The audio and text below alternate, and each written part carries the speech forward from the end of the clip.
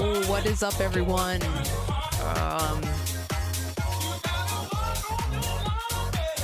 We have homework to do yet again. Welcome in, everyone. My name is Angelina Tucci. It is Wednesday, February 18th. Amazing. Happy Wednesday, hump day. Ugh. Oh man, my subscriber thing needs to update. I know for a fact I have 56 subscribers and not just 55. Hold on. Refresh. Nope. Okay. Let's turn down the music just a tad. Okay. All right.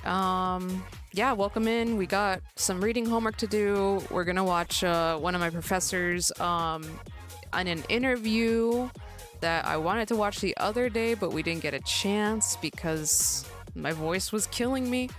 But no, we're back. We're good. So it's gonna be a good stream. Chapter 4 of the political parties looks like we're talking about the executive. Woo, that does not sound fun. But we'll figure it out. Let me get that other link going real quick.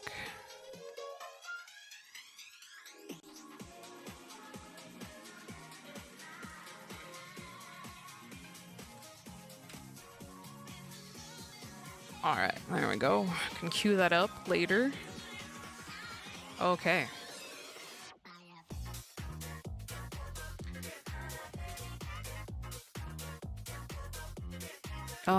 Oh shit, let me send a link to everyone real quick.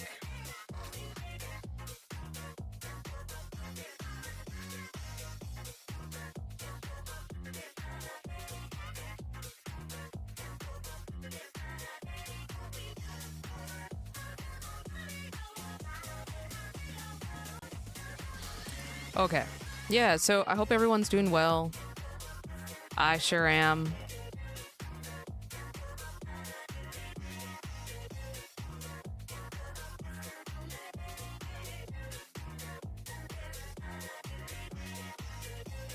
Okay, sorry, just getting everything set up here.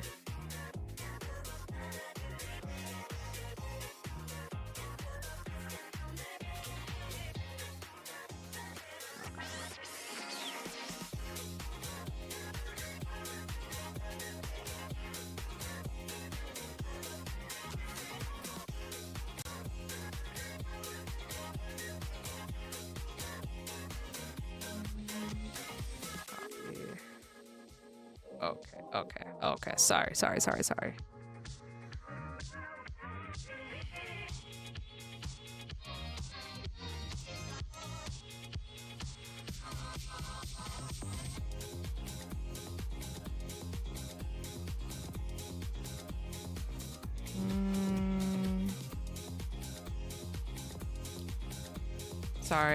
Freaking Canvas, man. Takes forever. Chapter 4, reading.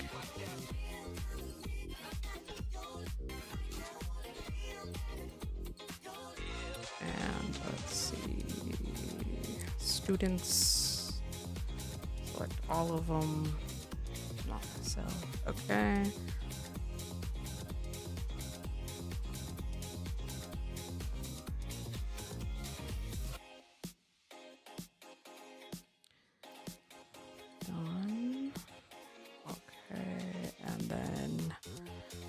Add the teacher. Done. Okay. And hey, all. Here's this week's audio, AUDI audio reading. Paste. All right, cool.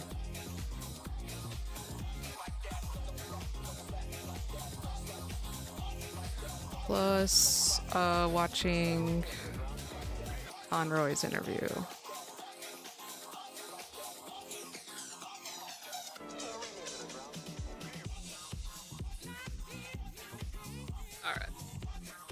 the end.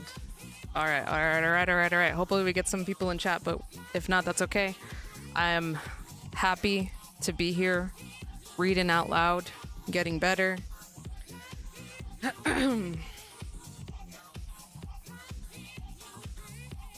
Okay, let me get all these other books out of the way. Actually, I guess we'll just leave them there. Okay, all right. Let's stop the music and let's get into the reading. Okay. I got my water, we'll get some tea later. All right. So, chapter 4, Parties and the Executive. From the middle of March 2020 until well into April, the President of the United States gave an almost daily briefing to the American people on the nation's response to the COVID-19 pandemic. As benefits a national crisis, the nation's chief executive stood along the White House coronavirus task force to inform the public about developments in the pandemic and the best practice to limit its spread. Honestly, I was like alive. I was an adult during this time still. I've been an adult for a long time, but I don't remember Trump giving daily briefings. I remember Gavin Newsom giving daily briefings, but not Trump. I feel like, okay, whatever. This is 5 freaking years ago. But Donald Trump did not only use these briefings only to address the pandemic and its devastating national health and economic effects. Trump and others in the White House also spent time during these televised events defending his administration's handling of the crisis, claiming that he had always believed that the virus would be a pandemic, suggesting that the House impeachment inquiry, which ended in February 5th, 2020, had distracted the president from attending to the potential of a pandemic, criticizing Democrat governors over their handling of the crisis, promoting the use of Malaysia drugs. No, I forgot about that. Hydroxychloroquine. Oh my God, you know what? I wish I would have never heard that word ever again. To treat COVID-19, contradicting the advice of medical professionals, accusing President Barack Obama of undermining efforts to develop a test for the virus. Oh my God, I don't even remember that part. Throughout the COVID-19 crisis, U.S. governors also gave regular televised updates to inform the public about the number of new cases and deaths from the virus in their states, and to detail the actions and policies they would implement to address the pandemic. As with the president's briefings at the state level, announcements could sometimes convey partisan aspects as well. At first, both Democrat and Republican governors were willing to implement social distancing requirements, close non-essential businesses, and enact another executive order to address the crisis. Most of the governors, regardless of party, took executive action to try to get ahead of the virus within 3 weeks of the first reported case in their state. Of the 8 states that had not issued any COVID-19 orders by mid-April, all were led by Republican governors. And Democrat governors were particularly vocal in blaming the White House for not doing more to help get their state's critical medical equipment. By midsummer, the state response had become considerably more polarized by party, as every state with a Democratic governor had a mask law in place, while most states led by Republican governors did not. Oh my God. Hey, Stardust, how are you doing? It says you're number 1 top fan right now. Let's keep that, okay? I want Stardust City Hack to always be my number 1 top fan. That just means you gotta type a lot in chat. But welcome in. Hope you're doing well. We're working on homework. We're talking about political parties and the executive, which is the president. So the chapter started out with some little story about COVID-19. All right. Americans often imagine their leaders being above partisan politics, especially in a crisis, and sometimes that is possible. But presidents and governors can never stop being leaders of their party and their states. Balancing the role of unifying leader and zealous partisan is one of the biggest challenges of being an elected executive in the American political system. Wow, we already finished. It's got to the end notes. Amazing. Best chapter ever. Okay. America's presidential system. American presidents are closely tied to other elected officials in their parties, including members of Congress and governors. This may seem surprising given that the American government, unlike those of many other democracies, was designed to make the chief executive politically distinct and independent from other branches. Yeah, that is kind of weird. Well, no, but House of Represent or the Congress, that's well, because there's more than just one person. So it's, I guess, inherently not like super political, right? But yeah, if the president, he's just one party, and then the judges have no political affiliation. I think it's a good balance. Let's see what the book has to say. The presidency versus a parliamentary system.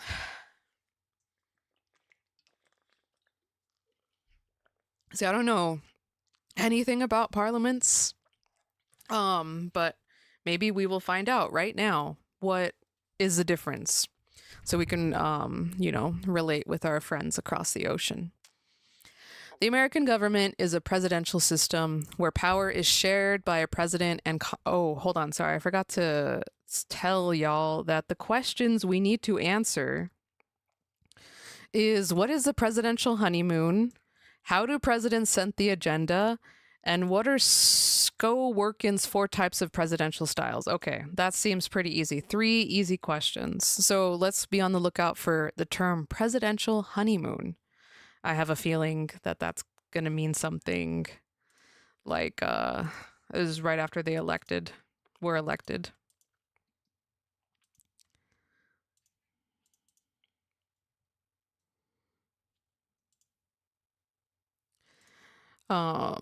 Okay.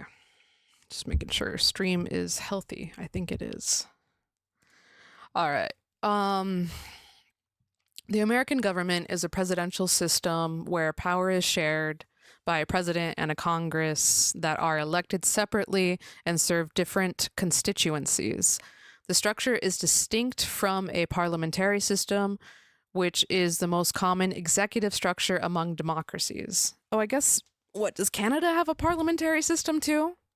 I don't know. We need to get in touch with Katy Perry's boyfriend, so we can figure out more about Canada. In a parliamentary system, the bulk of national government is elected at once in parliamentary elections. Members of the ruling party or party coalition pick an executive, usually called the prime minister, and cabinet from their ranks.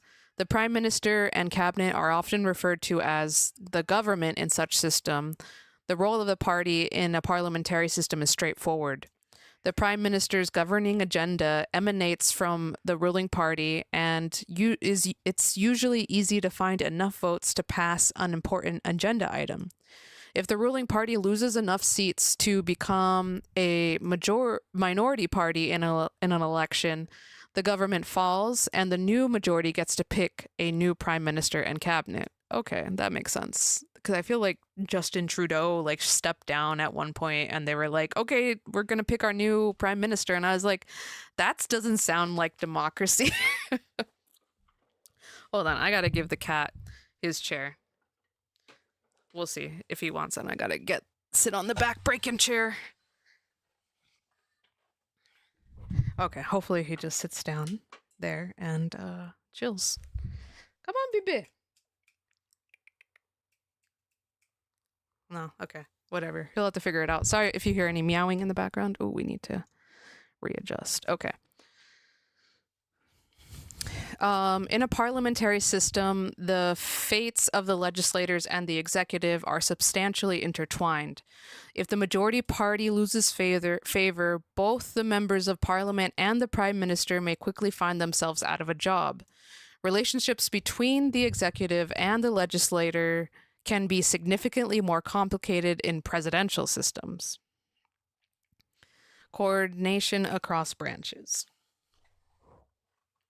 Governing is usually more complex in a presidential system for the simple reason that the president and members of Congress may have different goals. It is quite common in the United States for the president to be of a different party than the majority in Congress. And even when the president and congressional majority are the same party, they still may not see eye to eye. In addition, presidents are elected by essentially the whole nation through the Electoral College, while members of the House of Representatives are each elected by a few 100,000 people living in a distinct district. Thus, the president and each representative in their party are trying to serve very different constituents who may have very different priorities. Yeah, that's true. For example, several recent presidents have sought to negotiate free trade agreements, such as NAFTA, the USMCA, or the Trans-Pacific Partnership with other nations, reducing barriers to trade and opening up industries to greater international competition. These kinds of agreements are generally seen as beneficial to the nation as a whole, reducing prices and increasing the number of customers for American products. However, local areas dominated by a particular economic sector, such as manufacturing, may experience a negative impact when they suddenly have to compete with less expensive labor in another country. A member of Congress representing Detroit, for example, where automobile labor has been dominant for decades, well, I don't know about that anymore. Maybe dominant for decades ago, but might have very different perspective on a trade deal than the president holds, even if they're of the same party. For the founders, these inherent tensions were a feature of the American system rather than a bug. Yeah. They sought a federal government that was constrained by its own contradictions and inefficiencies. If the president and Congress served different constituencies, they would have a hard time agreeing, and the government would be less likely to grow powerful and tyrannize,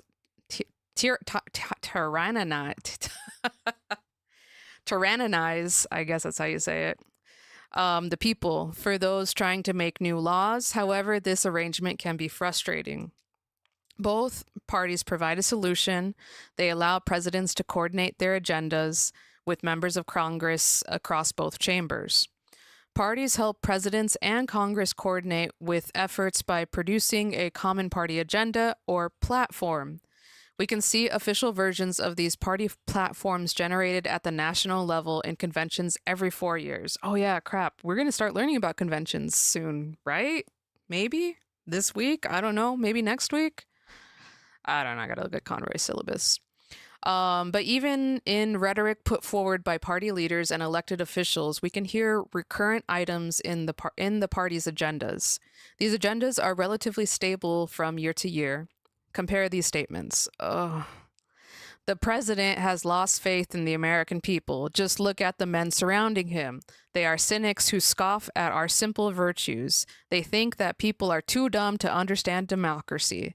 Their idea is that they are intelligentsia, can govern us with catchphrases and sleight of hand. Give our country back to us. We want it. We love it. Who said that? The issue of this election, whether we believe in our capacity for self-government or whether we abandon the American Revolution and confess that a little intellectual elite in a far distant capital can plan our lives for us better than we can plan them for ourselves. Yeah. Okay. Two more statements. We will never have the media on our side, ever, in this country.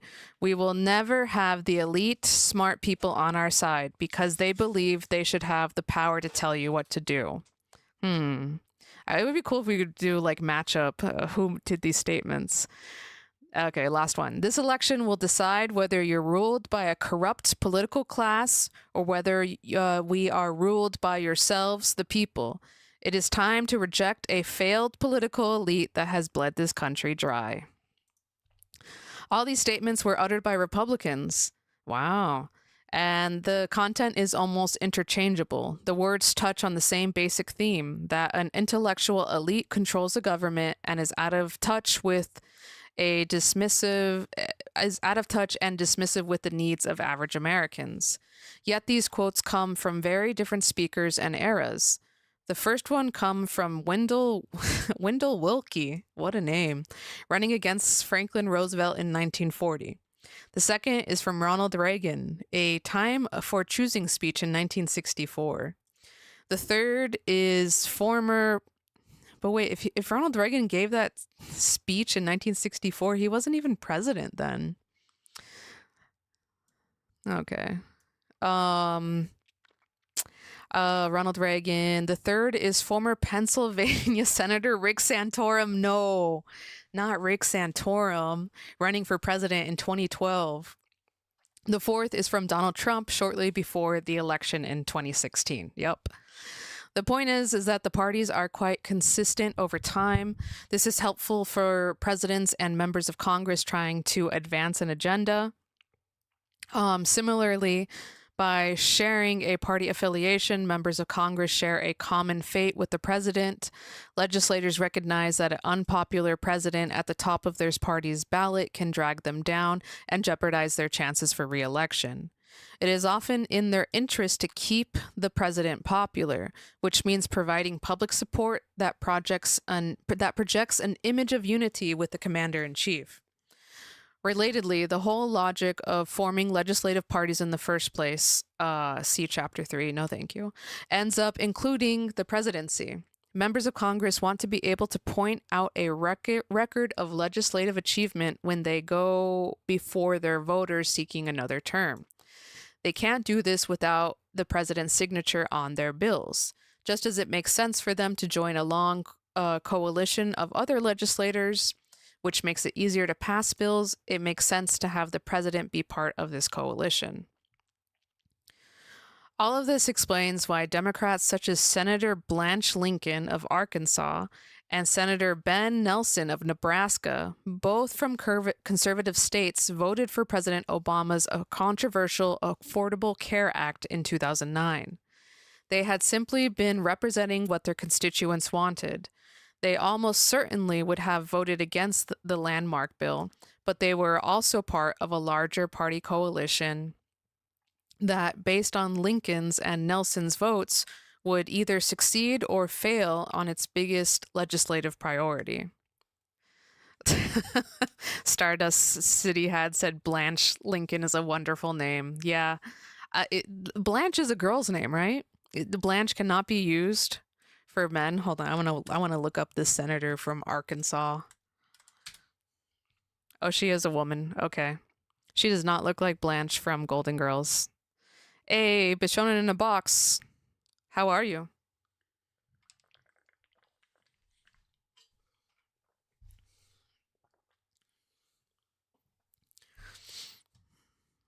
Oh, okay. So she dropped off in 2011. Crazy.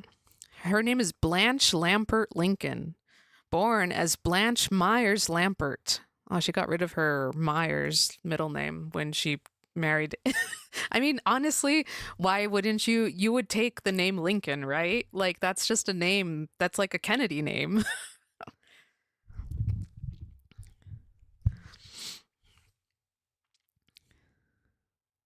But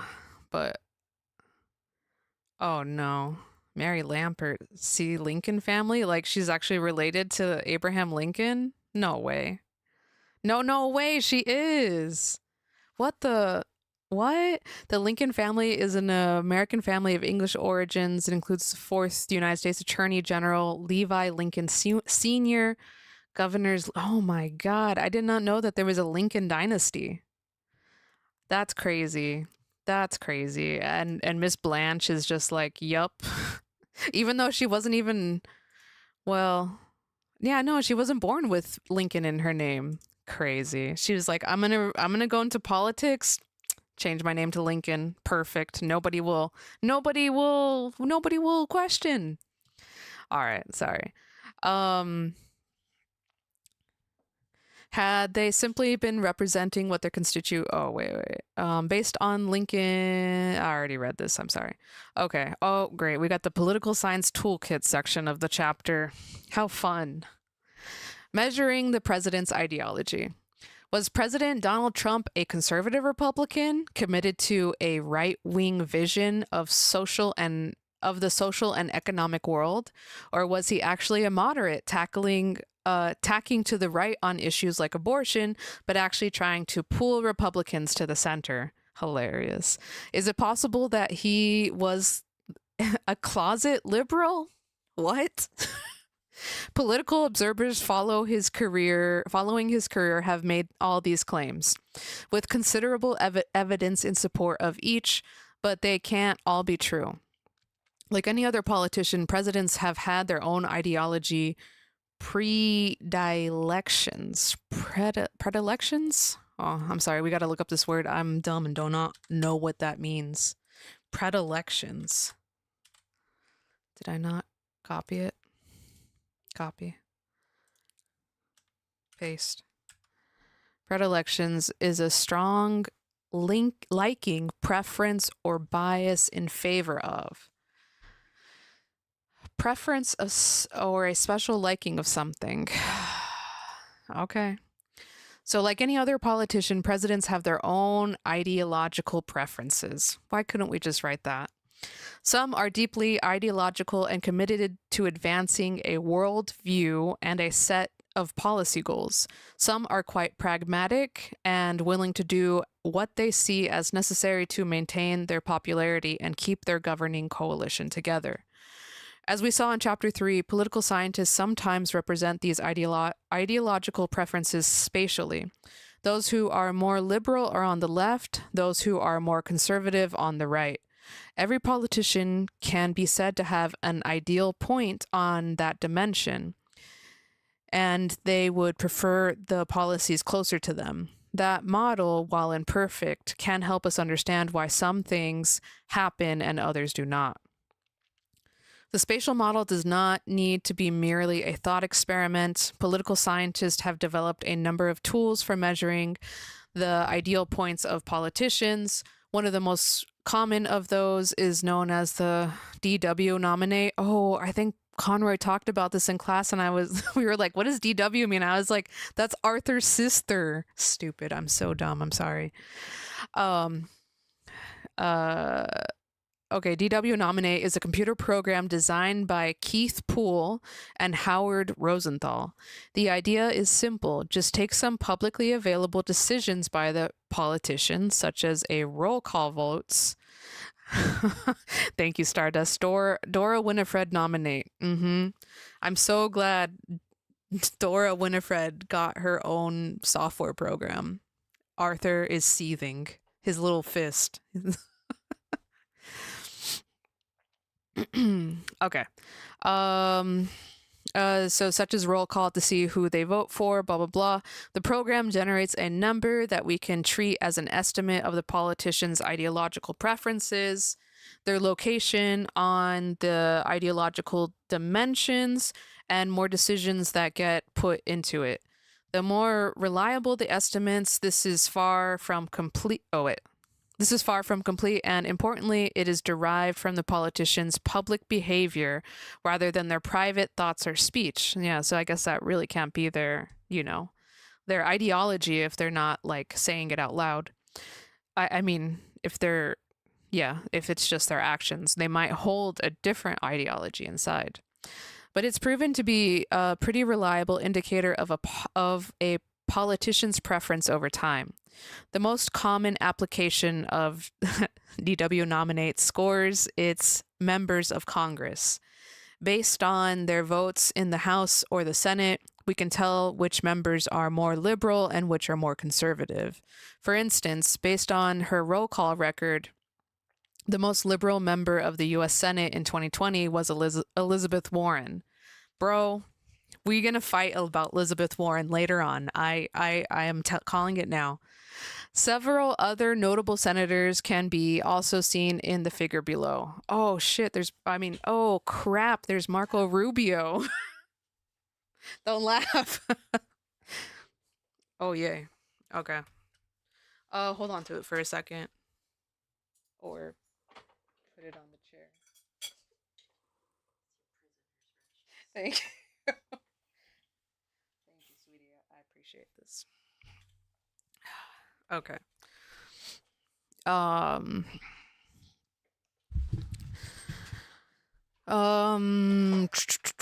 Okay, so Elizabeth Warren's all the way here on the right. Kamala Harris. Man, Bernie Sanders. That's okay. That's okay. We don't need to be all the way left. That is not, thank you. That is not I'm gonna mute this while I open up this Bernie Sanders, we do not need to be so far right, far left. Amy Klobuchar. Okay, this is interesting. If y'all get a chance to look at the screen or look at this in your book, it's pretty interesting to see where they vote, and like, I guess, you see the scores. Political scientists can use these scores to understand politics in the Senate, but they can also apply them to politics outside of Congress. A number of the 2020 presidential candidates are included in the figure, and their ideological preferences can help us understand some of their appeal in the nomination process. Even politicians who are not in the Senate in 2020 can be fit into this space. Joe Biden, who won the 2020 Democrat presidential, won the 2020 presidential nomination. I don't know about that. Is in the figure, but his nominate score when he was last in Senate was negative 0.314, which put him exactly in the middle of the Democrat Party. Oh, I see. Okay. So he would be somewhere between Chuck Schumer and Amy Klobuchar. Today, techniques like nominate can be even used on politicians other than legislators.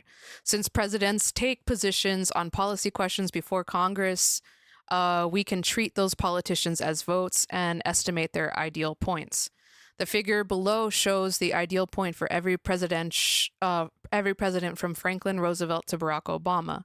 The evidence used for evaluating presidents comes when the White House issues the president's stance on pending legislation. The way the president can be compared to the members of Congress who can vote on that legislation, again, that isn't the perfect indicator since presidents don't issue public stances on all pending bills, but it is quite reliable. All right, let's take a look at this. Oh, they got a lot. Interesting. So going back to the numbers on the table, I guess, okay, so 0.5 is more conservative, and then 0 is the baseline, right? 0 is like the line. Negative means more liberal, positive means more conservative. So Roosevelt was negative. So was Truman. Eisenhower was positive. JFK negative. Johnson negative. Nixon and Ford pretty positive. Obama negative. Okay, so there you go. You can see. Yeah. This seems about right. The Republican presidents are on the right, and the Democrat presidents are on the left. That makes a lot of sense. Okay.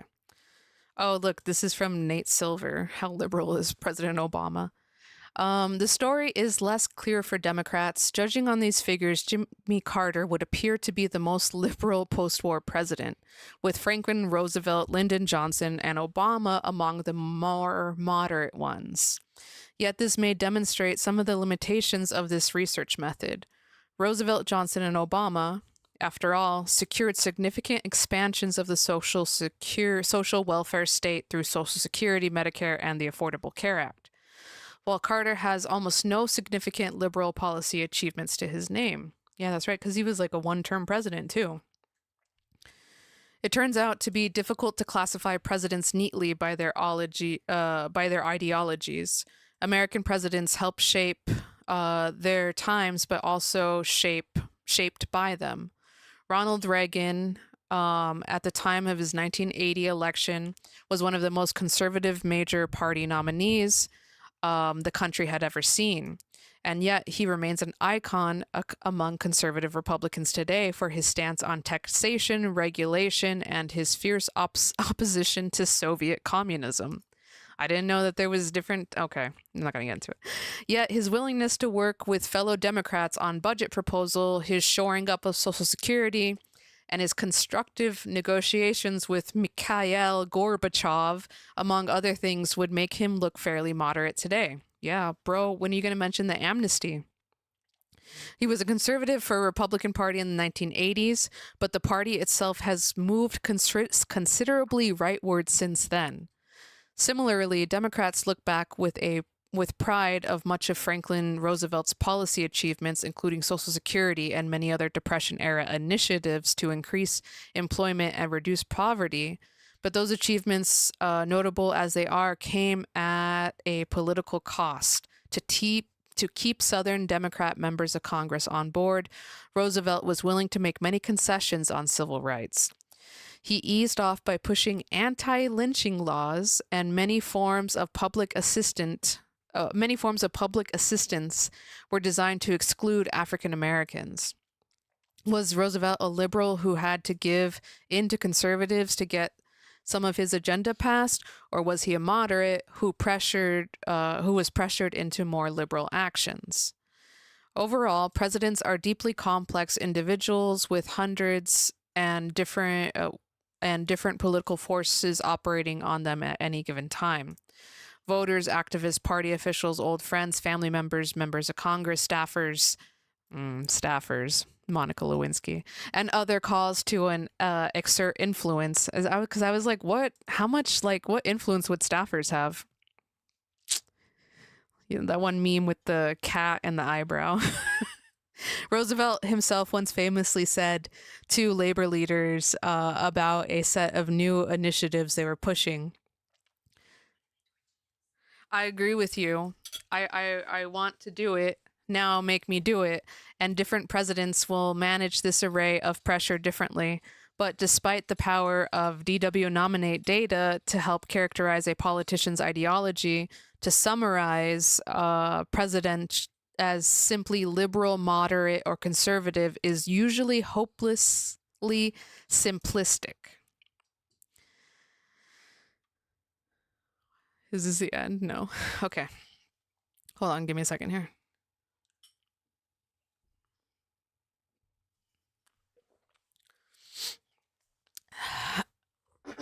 Setting the agenda. In 2004, George W. Bush was reelected with a narrow majority of the vote.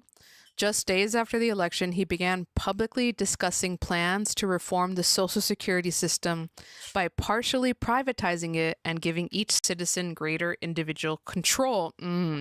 Greater individual control over how their funds were invested. This caught many political observers off guard, as the issue had hardly been central to the 2004 presidential campaign, which had largely turned on anti-terrorism and the Iraq War. Nonetheless, said Bush, I earned capital in this campaign, political capital, and I now intend to spend it. Yikes.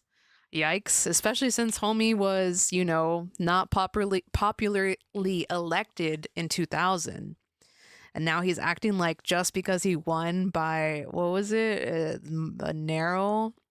Yeah, with a narrow majority of the vote, he's like, yep, that's a mandate. That's a mandate. We're going to war and we are removing Social Security. Crazy. Yeah, people would have been super pissed about that. While Bush's plan ultimately failed to garner sufficient support among the public and the Congress, many Republican Party leaders enthusiastically backed it. Despite having to run on, not having to run on the issue previously, think tanks and interest groups provided moral and economic justifications for the plan. Congressional leader, including Senate Majority Leader Bill First, promised to make Bush's plan a top legislative priority for 2005. In this case, the president was setting the agenda for his party. That makes sense. As we will see in this section, executives have some ability to shape what issues their party will focus on, although this power has important constraints. Oh, look, mandate politics. We're just saying this.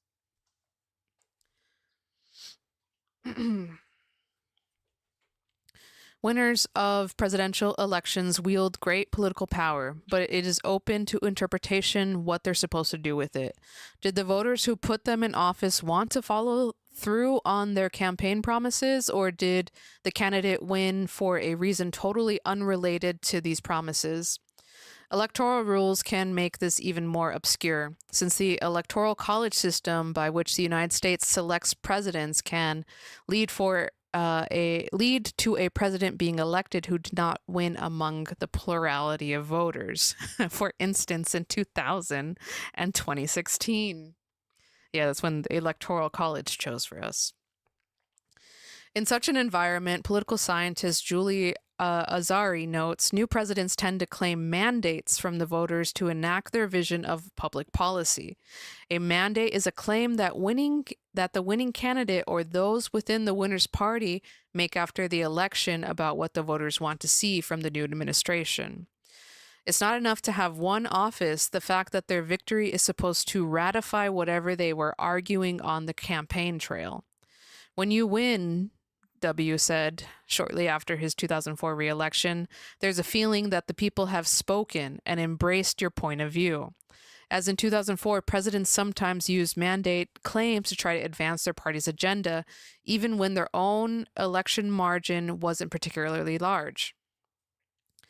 There is no precise definition of a mandate. The Constitution doesn't grant presidents extra power if they win by a large margin, and it's generally a mistake to assume that voters are broadly supportive of some policy idea simply because the candidate who advocated for it won.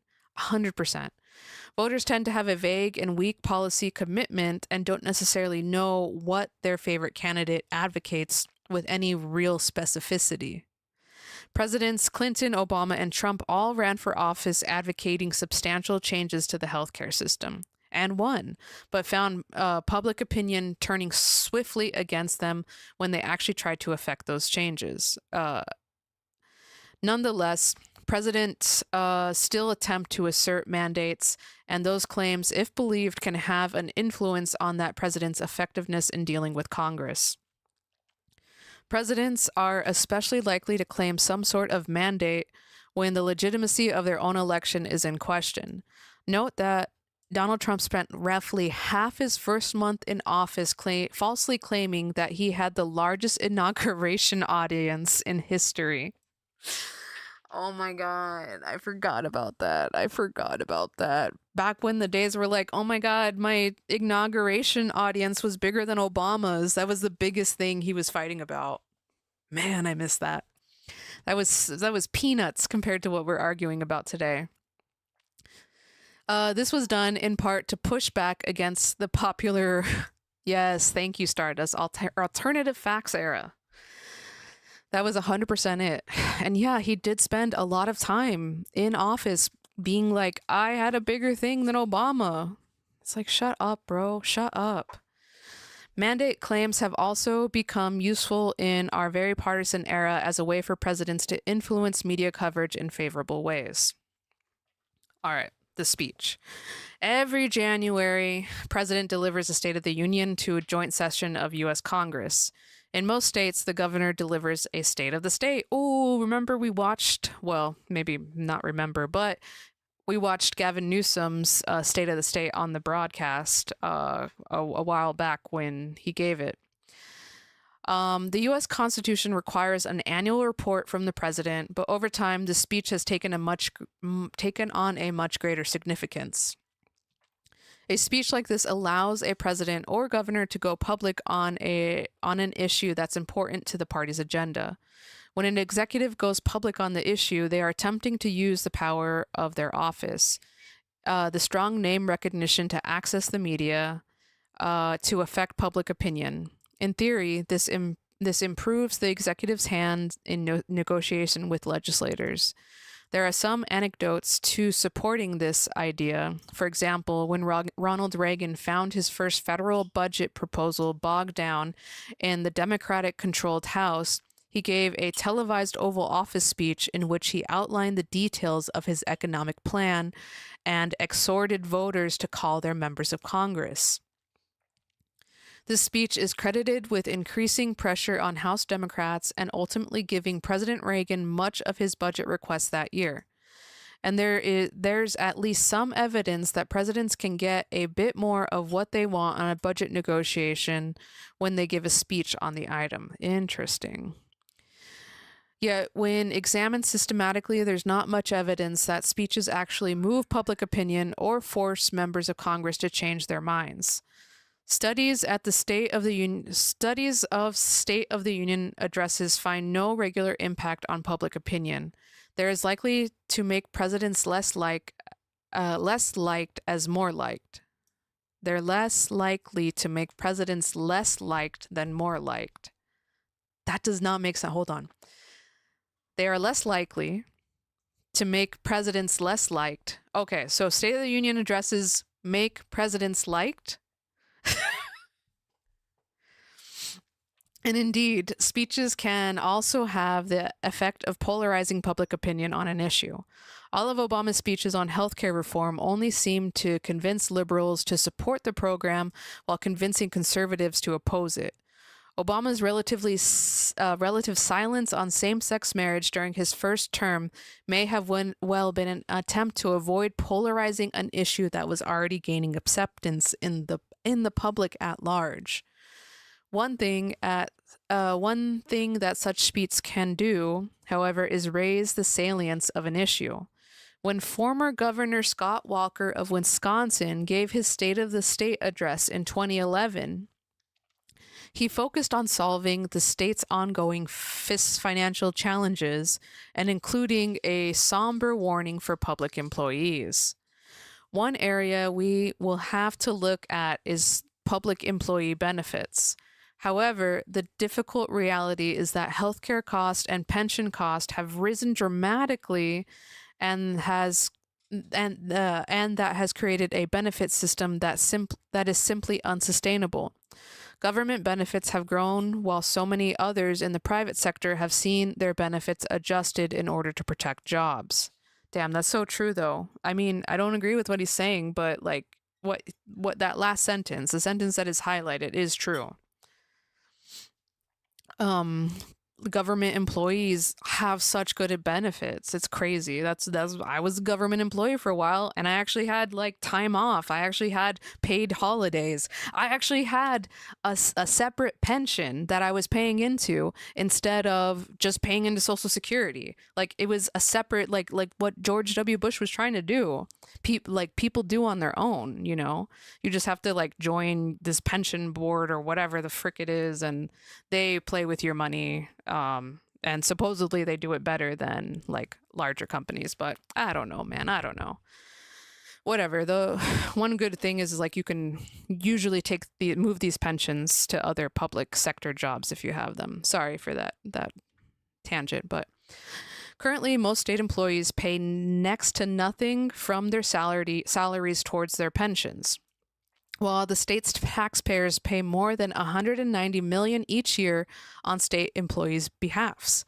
Similarly, most state workers only pay about 6% of their premium cost from their healthcare plan.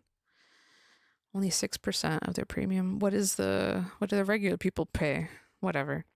Political observers knew what this meant. The legislature moved ahead with a plan to restrict collective bargaining by the state's public employee unions, and those unions responded with a massive campaign of resistance. Public employees unions had been Republicans' target for years, but Walker helped to elevate that issue to one of statewide importance.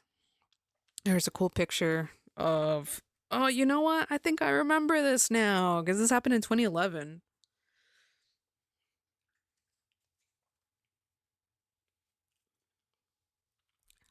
Whoops. Oh, my hair's not looking good. Okay, whatever. Yeah, so it happened in 2011 and they all marched on the state capitol and yeah. Okay. As Walker's actions show, the governor or president mentions an issue in a speech. It's a signal to other political actors that this is a priority. It sends a message that something the executive is willing to fight for and makes deals on in order to get a win. This can focus parties and a legislator's attention on those items. This does not mean that the executive has a free hand to turn their party's attention to anything the executive wants. Even though the executive has had a great deal of power, they're still constrained by long-standing party commitments to positions on various other issues. The George W. Bush administration found this out in 2006 when it approved a deal allowing the security company owned by the United Arab Emirates to manage American ports and terminals. When word got out that it sparked a rebellion among Republican office holders, Representative Sue Myrick of North Carolina wrote to President Bush, in regards to selling American ports to the UAE, not just no, but hell no. Excuse me, HE double hockey sticks. HE double hockey sticks, no. All right. Success. Oh, I see honeymoon. Okay. Partners and partnerships have a massive impact on how successful presidents and governors are in getting their legislative priorities passed. In the modern era, the executive typically has a productive first year or so, often called the honeymoon period. All right. Hold on. That was one of the questions. What is the presidential honeymoon area? Honeymoon time. What is the presidential honeymoon? Okay, so it's typically the first year when they're the most productive. Easy. I thought it was going to be something more like related to the honeymooning, you know? Often called the honeymoon period, this is usually when the executive tries to enact the agenda items on which they ran for office in the first place. It is quite common for legislative success rate to fall off significantly in subsequent years. That is, the president or governor's priorities tend to have a hard time passing as time goes on. Even though presidents have widely ranging success rates, they almost invariably end lower than when they started. So it's almost like they're like not get lazy on the job, but you know, they just like they're not as productive as they first were. Interesting. Okay. Several factors influence the president or governor's success rate with the legislator. Okay, party affiliation. We're gonna skip these. These are all things we know. Oh, look here, we have another graph. Presidential success rates in the House. Okay, Obama did not have a good success rate. It was started out and then, but it's not as like it was a little bit. Well, Clinton. I don't know. Interesting. Have to see what is said in class about that. Poor Kennedy is just so small because he died. And Ford too, small. Carter also small. Interesting. Okay. It's worth recalling that legislators and executives have different constituents and different agendas. They are elected by different groups of people at different times. They are being held accountable to their own promises. President Clinton found this out in '94 when he pushed for the passage of a massive crime prevention bill known as the Violent Crime Control and Law Enforcement Act. Isn't that Joe Biden's crime bill? Coming on the heels of several high-profile violent crimes and general background of national high-risk murder rates, Clinton saw this bill as a way to address campaign promises to make the nation safer. Yet the bill contained several provisions that congressional Democrats found problematic. It included a federal assault weapon ban, which irked rural state Democrats and Republicans who represented many gun-owning constituents. It also included an expansion of the number of federal offenses for which the death penalty could be used. Damn. And it eliminated some education funding for federal prison inmates. Many Democratic members representing districts with high numbers of African Americans were deeply concerned about these provisions, believing them to have an adverse impact on African American communities.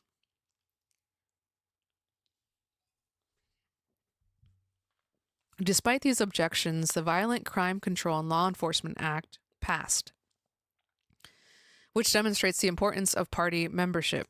Given the objections, the bill might have never passed, but Clinton had signaled that this bill's passage was a priority for him.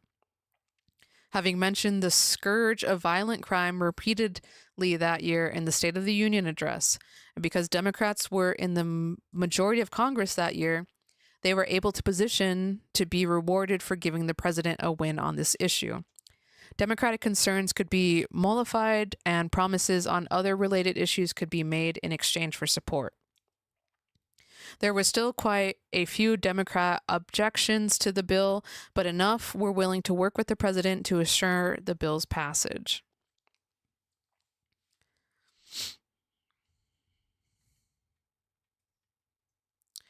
Okay, executive as party leader.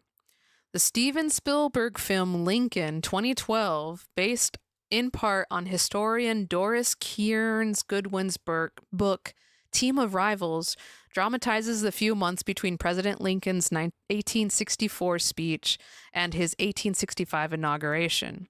During that time, Lincoln was pursuing the lame duck Congress. Lincoln was pressuring the lame duck Congress to pass the 13th Amendment to the United States Constitution, which would formally abolish slavery in the United States. He felt he had a mandate to enact this amendment given his reelection and didn't want to squander the moment.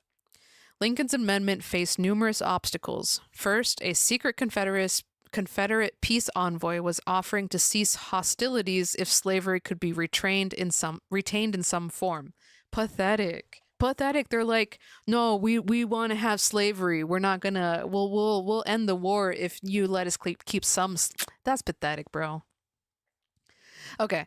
Second, while Lincoln's fellow Republicans commanded large House majorities in Congress, they didn't quite hold the 2/3 of House necessary to pass an amendment, meaning the president had to win over some Democrats to succeed.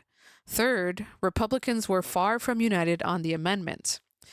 Conservatives thought it went too far.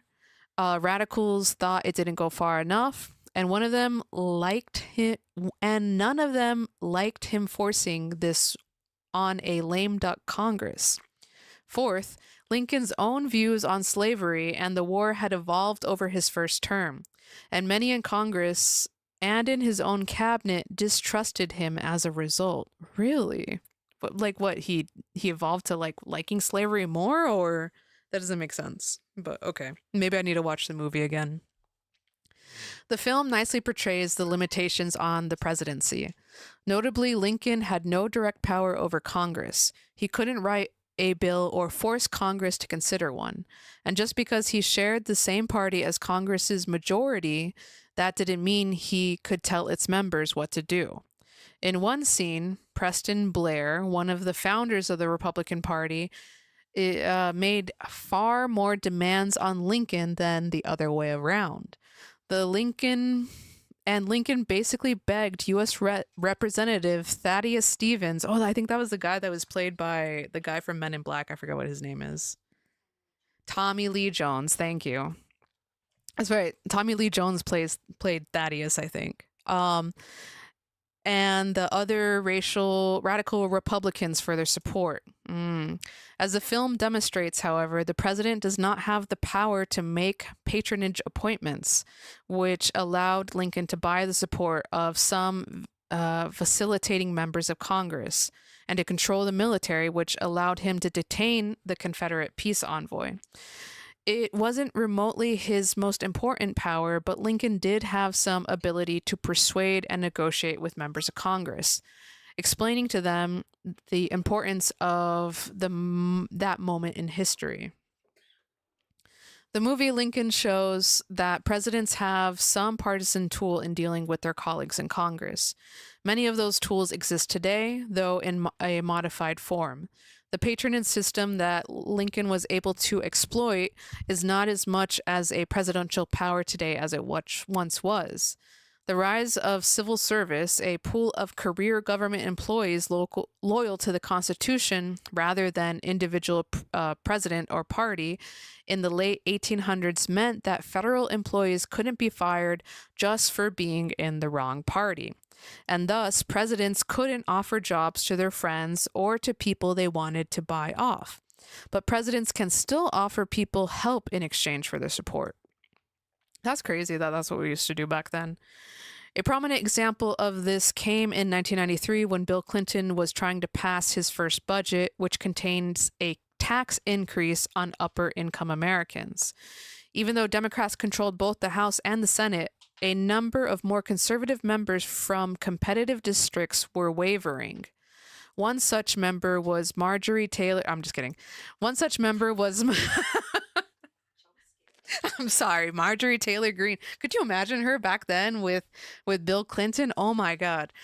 Okay, one such member was Marjorie Margolyes Mavinsky. Marjorie Margolyes Mavinsky, a first-term Democratic congresswoman from Philadelphia's suburbs. She expressed to the White House that while she wanted to provide the backing for the president needed, she was worried that the price of such support would be the loss of her seat in Congress. Clinton assured Margolyes Mavinsky that he would make a campaign appearance on her district if he had her vote. With her support, the bill narrowly passed. Clinton followed through on his promise, but Margolyes Mavinsky, like many other Democrat House members, lost their seat in '94 anyways. In an interesting but unrelated side note, Clinton's daughter Chelsea is now married to Margolyes Mavinsky's son. Wow. What is this book? It's me? It's making stupid references like me.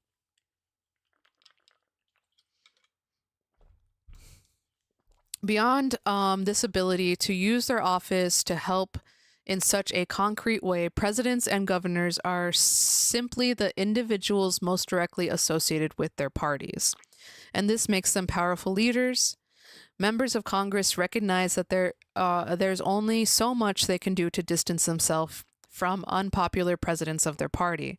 And it's even in their interest to help that president be popular and successful, even if they don't fully agree with the governing agenda.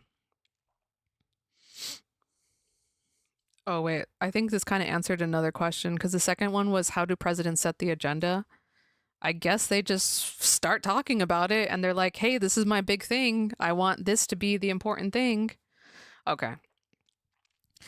Interestingly, the presidency has actually become a more partisan institution in recent decades.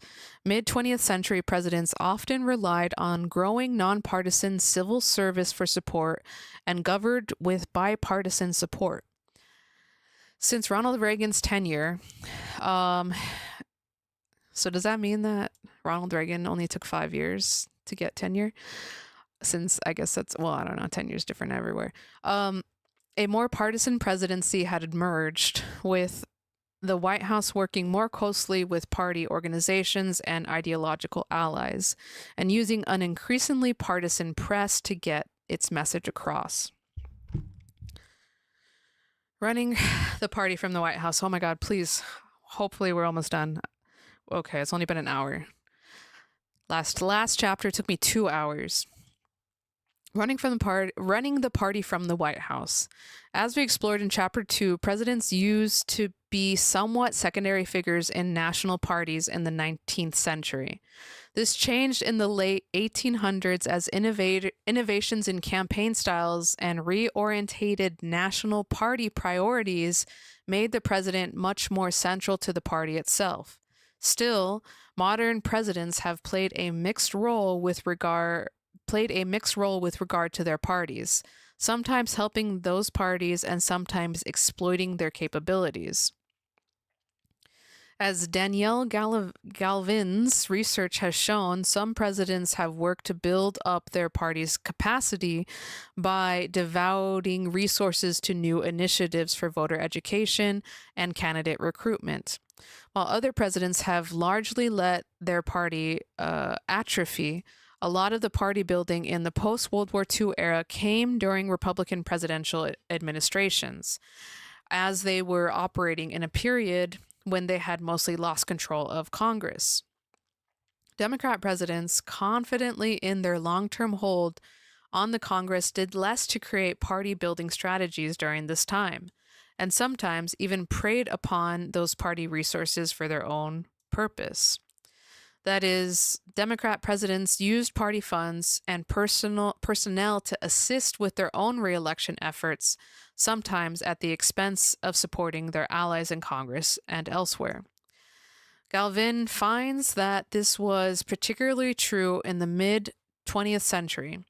Dwight Eisenhower repeatedly supported party development plans to make Republicans more competitive across the country, while John Kennedy was the party predator using Democrat resources to aid his own interest. Those patterns changed in the mid-90s when Democrats lost control of the House of Representatives in the first time in 4 decades. Bill Clinton devoted his second term to making the Democratic Party more competitive. One of the innovations in the national party building was the advent of the White House Office of Public Liaison in the 1970s. As Catherine Krimmel's research shows, Richard Nixon's administration began this efforts as a way to take advantage of the fragmented party system in the 1960s, in which many interest groups were not necessarily loyal to one party or the other. Indeed, despite decades of labor loyalty to Democrats, the Teamsters Union endorsed Nixon in 1972, and the AFL-CIO remained neutral in the contest. The Nixon White House reached out to a number of prominent interest groups, and it saw helpful to getting its message out to prospective voters. Gerald Ford formalized this outreach approach under his presidency through the White House Office of Public Liaison. It hosted frequent Tuesdays at the White House, inviting an average of 70 people per event across 35 different organizations representing key demographic groups like veterans, racial minorities, religious adherents, and women's organizations. Office of Public Liaison also convened meetings across the country with different groups to gauge their interest in current national issues. The office served the immediate purpose of helping Ford assemble a coalition to back his 1976 election campaign. OPL also helped the GOP repair its image in the wake of the Watergate scandal. But more generally, it was becoming the center of presidential party organization. The mission of OPL has changed somewhat under the subsequent presidents, particularly as the parties have polarized. President Reagan's OPL was much more ideologically narrow than the previous ones, and it helped to build conservative Christian organizations into Republican infrastructure. President Obama modified the office somewhat and renamed it Office of Public Engagement, appointing actor Kal Penn. That's right. How could I forget that? As one of its associate directors. President Trump renamed it Office of Public Liaison and Intergovernmental Affairs. As we have stressed at various points in this textbook, it is difficult to pinpoint any one office or organization as the party. However, if you had to point to just one, you could do worse than the White House Office of Public Liaison by bringing together the various groups that constituents a party under one White House endeavor, hearing those groups' viewpoints and using those interactions to formulate and sell public policy. The Office of Public Liaison comes pretty close to the idea of a party. It also reflects increasingly centrality of the president to a modern American party. OPL would have seemed almost comically would have seemed almost a comical idea in the 19th century, but today it's a key facet of the party and party building. Social movements. Social movements are vital to the life of political parties. Indeed, it is sometimes difficult to determine where a movement ends and a party begins, but there's an important close relationship between the two. Party leaders are eager to tap on enthusiasm and energy of social movements, while movement leaders hope to capture the allegiance of a party to ensure that their preferred policies actually become law. Presidents have sometimes played key roles in forging relationships between the parties. There's a long-standing debate, for example, over just how critical President Lyndon Johnson was to the civil rights movement. Many of the movement's crowning achievements, including the Civil Rights Act and the Voting Rights Act, occurred early in his presidency with his signature.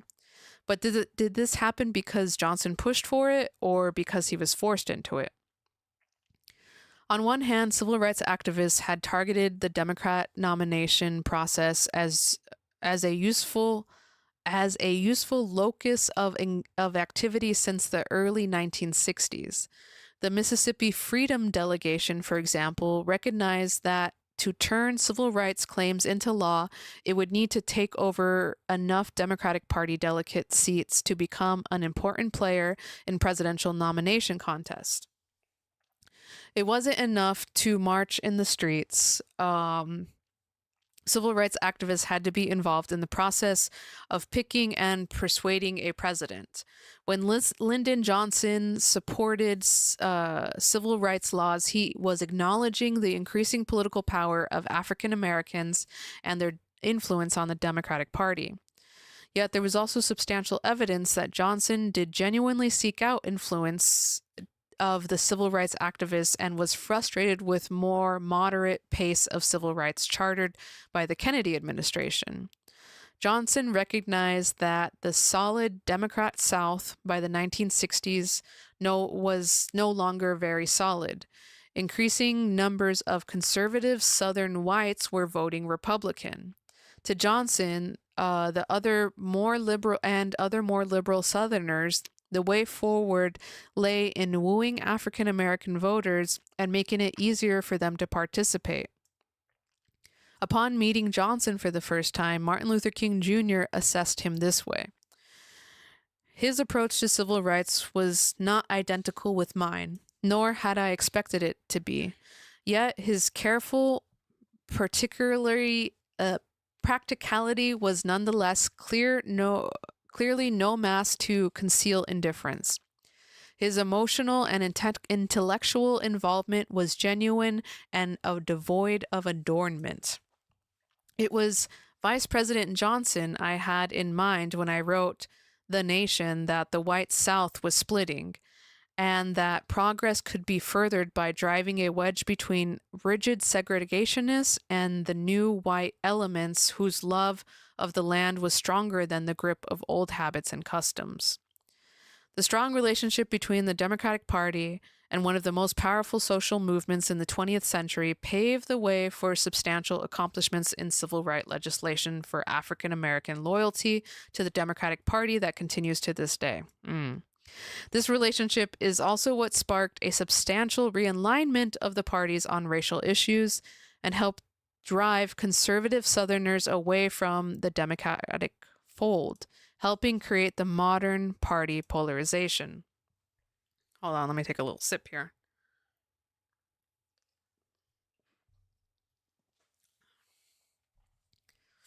Oh, and real quick chat. If you haven't liked the video, please like the video. It really helps out liking the video and also commenting in chat, which I hope everyone is doing good. Thank you for joining me. A similar pattern can be seen with President Ronald Reagan's relationship with the Christian right. The evangelical community was instrumental in Reagan's rise to power. This social movement had been working since the early 1970s to become more active in elections from school boards and city councils up to the presidency. They had managed to seize control of the Republican nomination process, and they saw Reagan as a champion for their cause. But Reagan also worked to bring the Christian rights views into greater prominence during his presidency. He advocated for constitutional amendments protecting school prayer and abolishing abortion. He appointed prominent evangelical leaders to high-profile government positions. The fact that white evangelical Christians voted for the Republican ticket over the Democratic one by more than 50 points in 2020 and even more in 2016 stems in large part from the work Reagan and his team did back in the early 80s. Crazy. Okay, the executive as a campaigner. It was truly the worst of times for the nation in 1932. Struggling with the Great Depression, the United States lost a quarter of its wealth that year alone, and nearly 24% of Americans were out of work. The presidential election gave Americans a chance to weigh in on how they felt about the status of the country and the direction it was heading. Overwhelmingly, the nation voted for change, tossing out an incumbent president, rare as they are now, and replacing him with Franklin Roosevelt, the governor of New York. Roosevelt beat Herbert Hoover by 18 points and won all but 6 states. But Roosevelt wasn't the only Democrat on the ballot. Governor, member of Congress, state legislator, and many city and county officials also shared the party label and also had an unusually good year. 90 seats, 9-0, in the U.S. House switched from Republican to Democrat control that year. That's a lot, along with 9 Senate seats.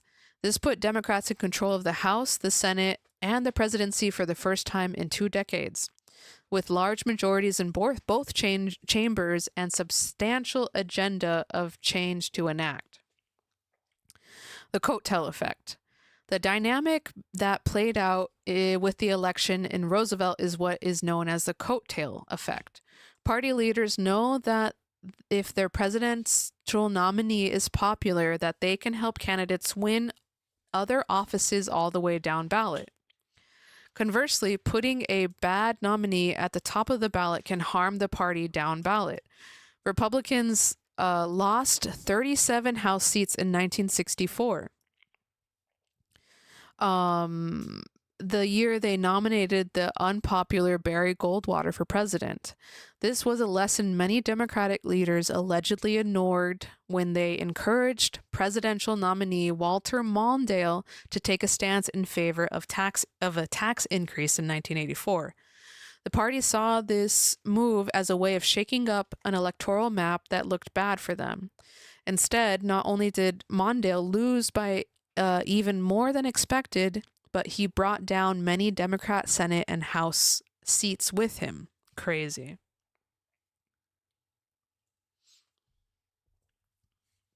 The coattail effect derives from the fact that most voters don't pay very close attention to their candidates for Congress or state legislator.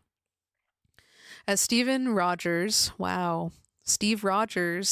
Mr. Captain America, as Captain America has shown, most voters don't even know which party is in control of their state legislator. Yikes. Thus, the presidential vote is highly consequential.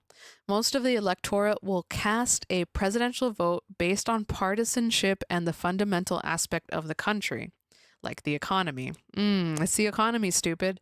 And then largely vote that same party all the way down the ballot.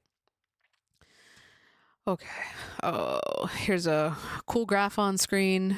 The U.S. House is like always way more extreme, I guess, than the state houses. Interesting. We have a general tendency to think of elections as occurring independently from each other. Voters are assumed to be constantly monitoring elected officials, keeping them in office if they are doing a good job or throwing them out if they aren't. In fact, however, the vast majority of partisan elected officials are being held accountable to the party label that appears at the end of their name and on the ballot. The voter's impression of that party label is strongly determined by the occupants of the White House. If voters are angry with the president, many members of Congress and state legislators who share the president's party affiliation will lose their elections, even if they find themselves having, even if they themselves had nothing to do with the president's policies. That doesn't mean that the fate of legislators is driven solely by what happens at the top of the ticket. Many will do what they can to distance themselves from unpopular presidential candidate of their own party in an effort to maximize their own chances of re-election. Senator John McCain notably criticized and distanced himself from fellow Republican Donald Trump on numerous occasions in 2016. Concerned that Trump might drag him down in the surprisingly competitive state of Arizona, in the end, Trump won the state by only 3.5% of the vote, while McCain managed to beat his Democratic challenger by 13 points. Oh, so people weren't just voting down ballot for Trump and McCain. Interesting. Okay. The executive and legislative races. Presidents and governors know that to be able to govern effectively, they need a lot of people in office who share their worldview or at least their party affiliation. Is this therefore common to see them actively participating in election seasons, even when their own names are not on the ballot? Presidents and governors can be helpful campaigners, bringing out large supportive crowds and encouraging them to vote. Their appearance at campaign events can also bring media coverage for legislative candidates, helping to improve their name recognition among the public. Even all this activity, executives aren't always effective in changing election outcomes. After he became California's governor in 2003, Arnold Schwarzenegger enjoyed high approval ratings for a while and used his popularity to encourage state voters to pass a number of reform initiatives.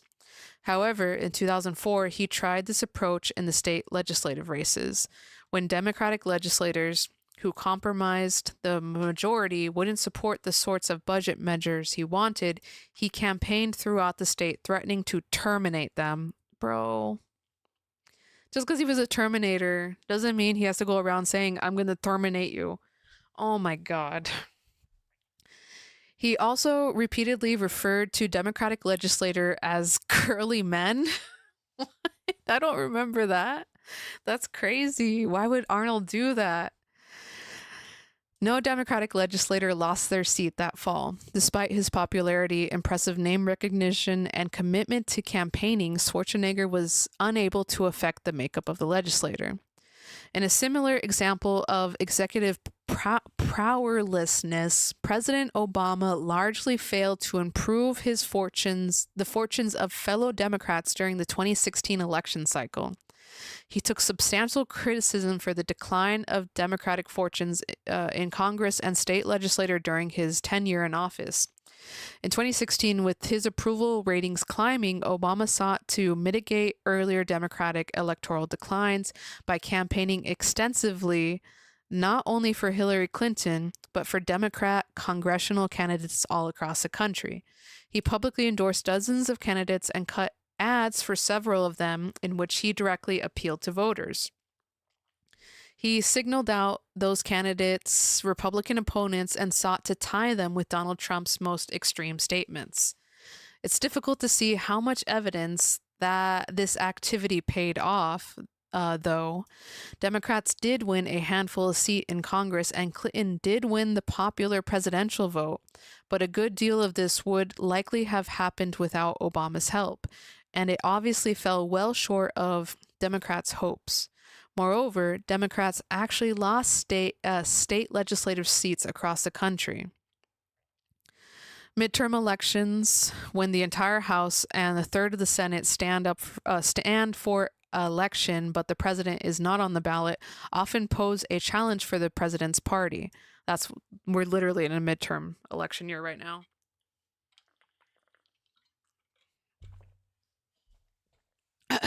Whoops, excuse me. This same pattern shows up in U.S. Senate races and state legislative races. This happens for several reasons. For one, voter turnout is lower in midterms than it is in presidential elections.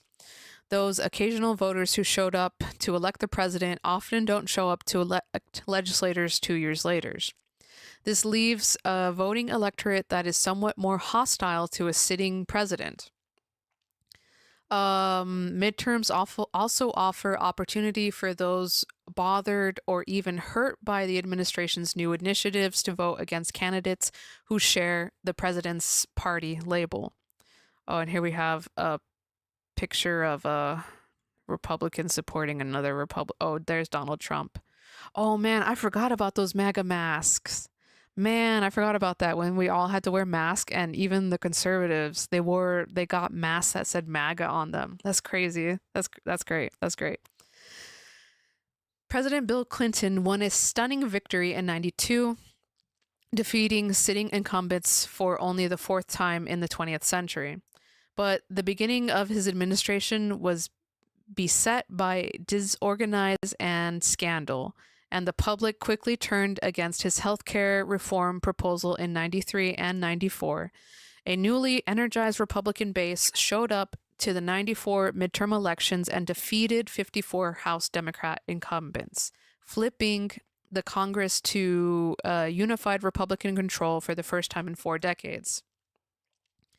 That fall, 18 state legislative chambers flipped the Democrat to Republican control as well. It was a similar story in 2010 when Tea Party Republicans organized opposition to several of President Barack Obama's early initiatives, especially the Affordable Care Act, or Obamacare. Republicans took 63 House seats and 21 state legislative chambers from Democrats that autumn. A study of voters in the 2010 midterm election found that Democrat House members who had voted for the ACA were especially vulnerable because voters perceived them as more liberal and out of step with their districts. Those Democrats who voted for the bill ran about 6 points behind those who voted against it. As a result, around 25 Democrats lost their seats simply because they voted for the Affordable Care Act, and that was enough to flip control of the House. Oh, crazy.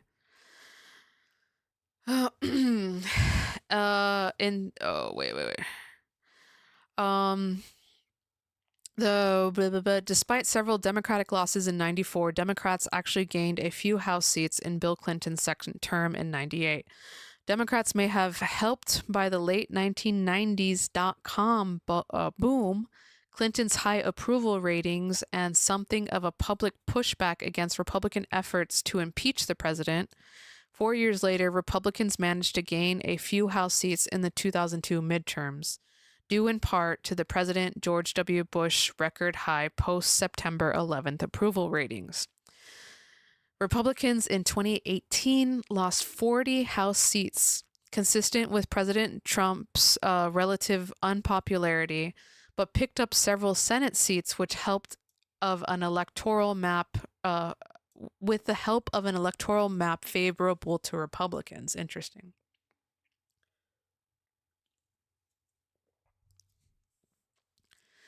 Nonetheless, the data strongly suggests that the wins are up against the president's party in midterm elections. Media coverage of those elections often ends up blaming the presidents for those outcomes, but it seems clear from modern history that there's not much a president can do to mitigate the losses. All right, competitiveness. It's easy to look at current political system characterized by high levels of party polarization and closely competitive elections and assume that things have always been this way. In fact, America's political system is in an unusual era of competition. Divided control of the federal government, in which one party has the majority of Congress and the other holds the presidency, was once quite rare. Today, it's the norm. For most of the 20th century, the Democrats were the majority party in Congress. Today, each new election brings a realistic chance of one party flipping control of at least one chamber. Yeah, that's yep. Meanwhile, the presidency is currently about as regularly competitive as it's ever been. Democrats held the White House for 2 terms under Clinton. Then Republicans held it for 2 terms under Bush. Then the Democratic Party regained control and held it for 2 terms under Obama. This cycle was broken by Joe Biden's when in 2020 election beating incumbent Donald Trump. The last time we saw 3 successive 2-term presidents was Jefferson, Madison, and Monroe. What's more, we don't just see landscape presidential elections anymore. Obama's 2008 victory over John McCain, the biggest margin of presidential race since 1980s, was a mere 7 points in the popular vote, a far cry from Reagan's 18-point victory over Walter Mondale in 1984. As political scientist Francis Lee notes, the time period since 1980 represented the longest period of sustained competitive balance since the Civil War, and possibly ever. This tight competition between the parties somewhat surprisingly contributes to the intensity of the partisanship. Every election, presidential negotiations, or close congressional vote becomes a test of leadership. It's the reason that Republican Senate Minority Leader Mitch McConnell in 2000 said, "The single most important thing we want to achieve is for President Obama to be a one-term president." Damn. It's the reason that roughly 94% of Republicans voted for Donald Trump and roughly 94% of Democrats voted for Joe Biden in 2020. When the political system is competitive, even a small loss is seen as a potential tragedy. The stakes are simply so high. Oh my God, please let this... No, it's not the end. Okay, we can do it. We can do it. Chat, we can do it. We can continue reading. American political systems are often associated with various presidencies. The period of dominance of the Democrats in mid-19th century is often referred to as the Jacksonian era.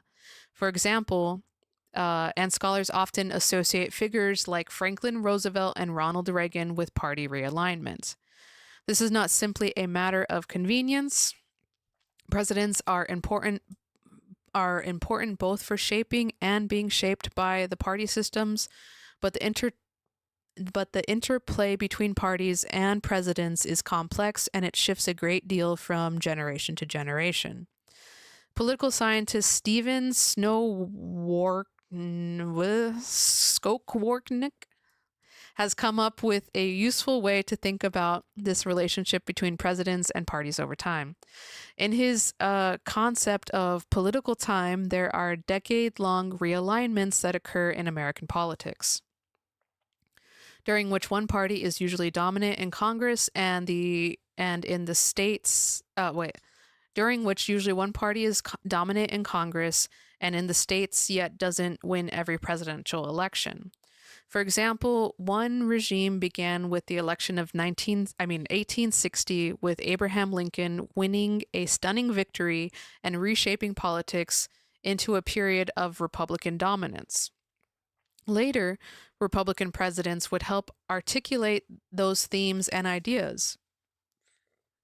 Although some Democrats would manage to get into power and find their authority limited, that regime collapsed with the Great Depression, and then the new era of Democratic dominance began with Roosevelt's election in 1932. Okay, as Skowronek views it, presidential political styles fall into 4 main types. Oh, I think this is one of the questions. Oh my God, how could I forget that that was the weird guy's name we were looking for? Okay, what are Skowronek's 4 types of presidential styles? This is question number 3. Oh my God, that means I think we're almost done reading. Okay. The first style is the politics of reconstruction. A new regime takes over and sets the ideological themes for the coming years.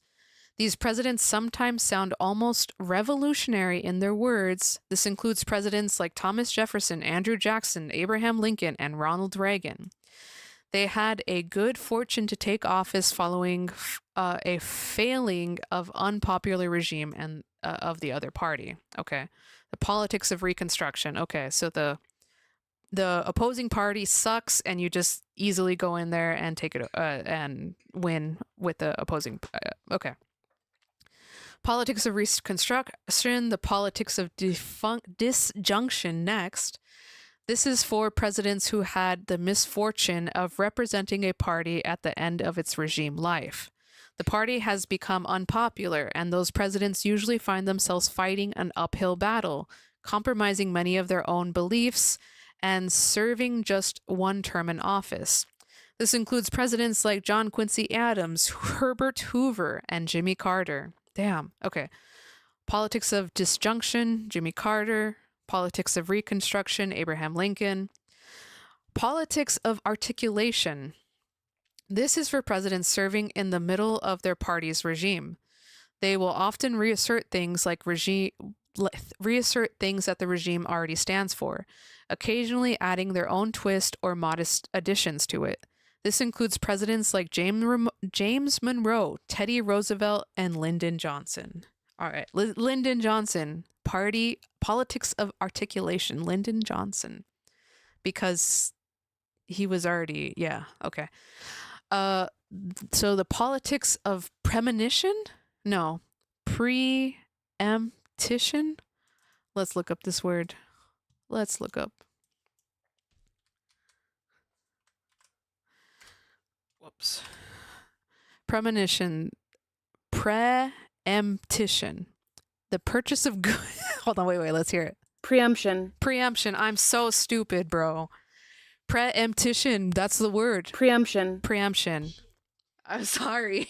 I'm dumb. The purchase of goods or shares of one person or party before the opportunity is offered to others. The action of preempting or forestalling, especially of making a preemptive attack. Okay, wait, hold on. How do we say this word one last time? Preemption. Preemption. Thank you. Okay. The politics of preemption. This describes presidents who somehow find themselves in office while the other party is dominant. They may successfully triangulate, okay, Bill Clinton, borrowing some ideas from the dominant party and making them their own, although they are rarely very successful in bringing their own party back into dominance. This can include presidents like Eisenhower, Nixon, and Clinton. Okay. What was that word again? Preemption. Okay, preemption is Clinton. So somehow dominant, but they okay. Skowronek's theory is a useful one for dividing up the presidency and giving us some idea of how different administrations will behave. It can be difficult to know, however, just where one is in the party regime cycle at any given point. If Reagan began the period of Republican dominance, is it still occurring today? Did Barack Obama exemplify the politics of Reconstruction, beginning a new Democratic era? Or was he preemptive, managing to secure some Democratic goals in the middle of a very Republican era? Was the passage of the Affordable Care Act the work of Reconstruction presidents or a lucky preemptive one? And where does Donald Trump fit in? Oh my God, who cares where Donald Trump fits in? Honestly, he don't fit nowhere. As a long look at the partisan presidency suggests, quite a bit of what happens to presidents' parties is beyond their control. Presidents may call for an end to divisive partisanship, but will usually continue whatever they want it or not. Their party will most likely lose seats in midterm elections and will probably end up in a worse position over the course of the administration than it was when it started. Virtually every president takes office promising an era of dominance for their party, only to see those dreams quickly dashed. We could assume that every president has been incompetent at this task, or we can accept that there are large historic and political forces operating against the president's party during their term in office. That said, presidents and governors do have choices that can affect their party's long term fortunes. Presidents can help build their party's infrastructure, raising money for it and devoting their own efforts toward its future success. They can also poach from their party, using the party's capabilities for their own immediate political needs. Most presidents do a bit of both. Whether a party wants it or not, its reputation will often rise and fall with that of its executive. A party that nominates an irresponsible or unpopular president governor will soon find many who share that party's label losing their jobs and other potential candidates being less likely to affiliate with it. Nominating someone who develops a positive reputation can help that party for years or even decades to come. Thus, picking nominees for governor and president is one of the most important tasks a party will ever undertake. Oh my God, I think we did it. I think we did it. Yes, we did it. Oh my God, we did it. 2 hours of reading. Oh my God. Okay. Well, we will save chapter 5 for later. Now we can finally get to the fun things. Oh my God, we can watch Conroy now. And I can finally eat my delicious food. I'm going to go warm it up again real quick. I'll be right back and then we'll watch this. Welcome. Thanks for having Hi. us. Okay. Hold on. BRB. We'll just leave it on there. BRB. Close the camera. Okay, I'll be right back, guys.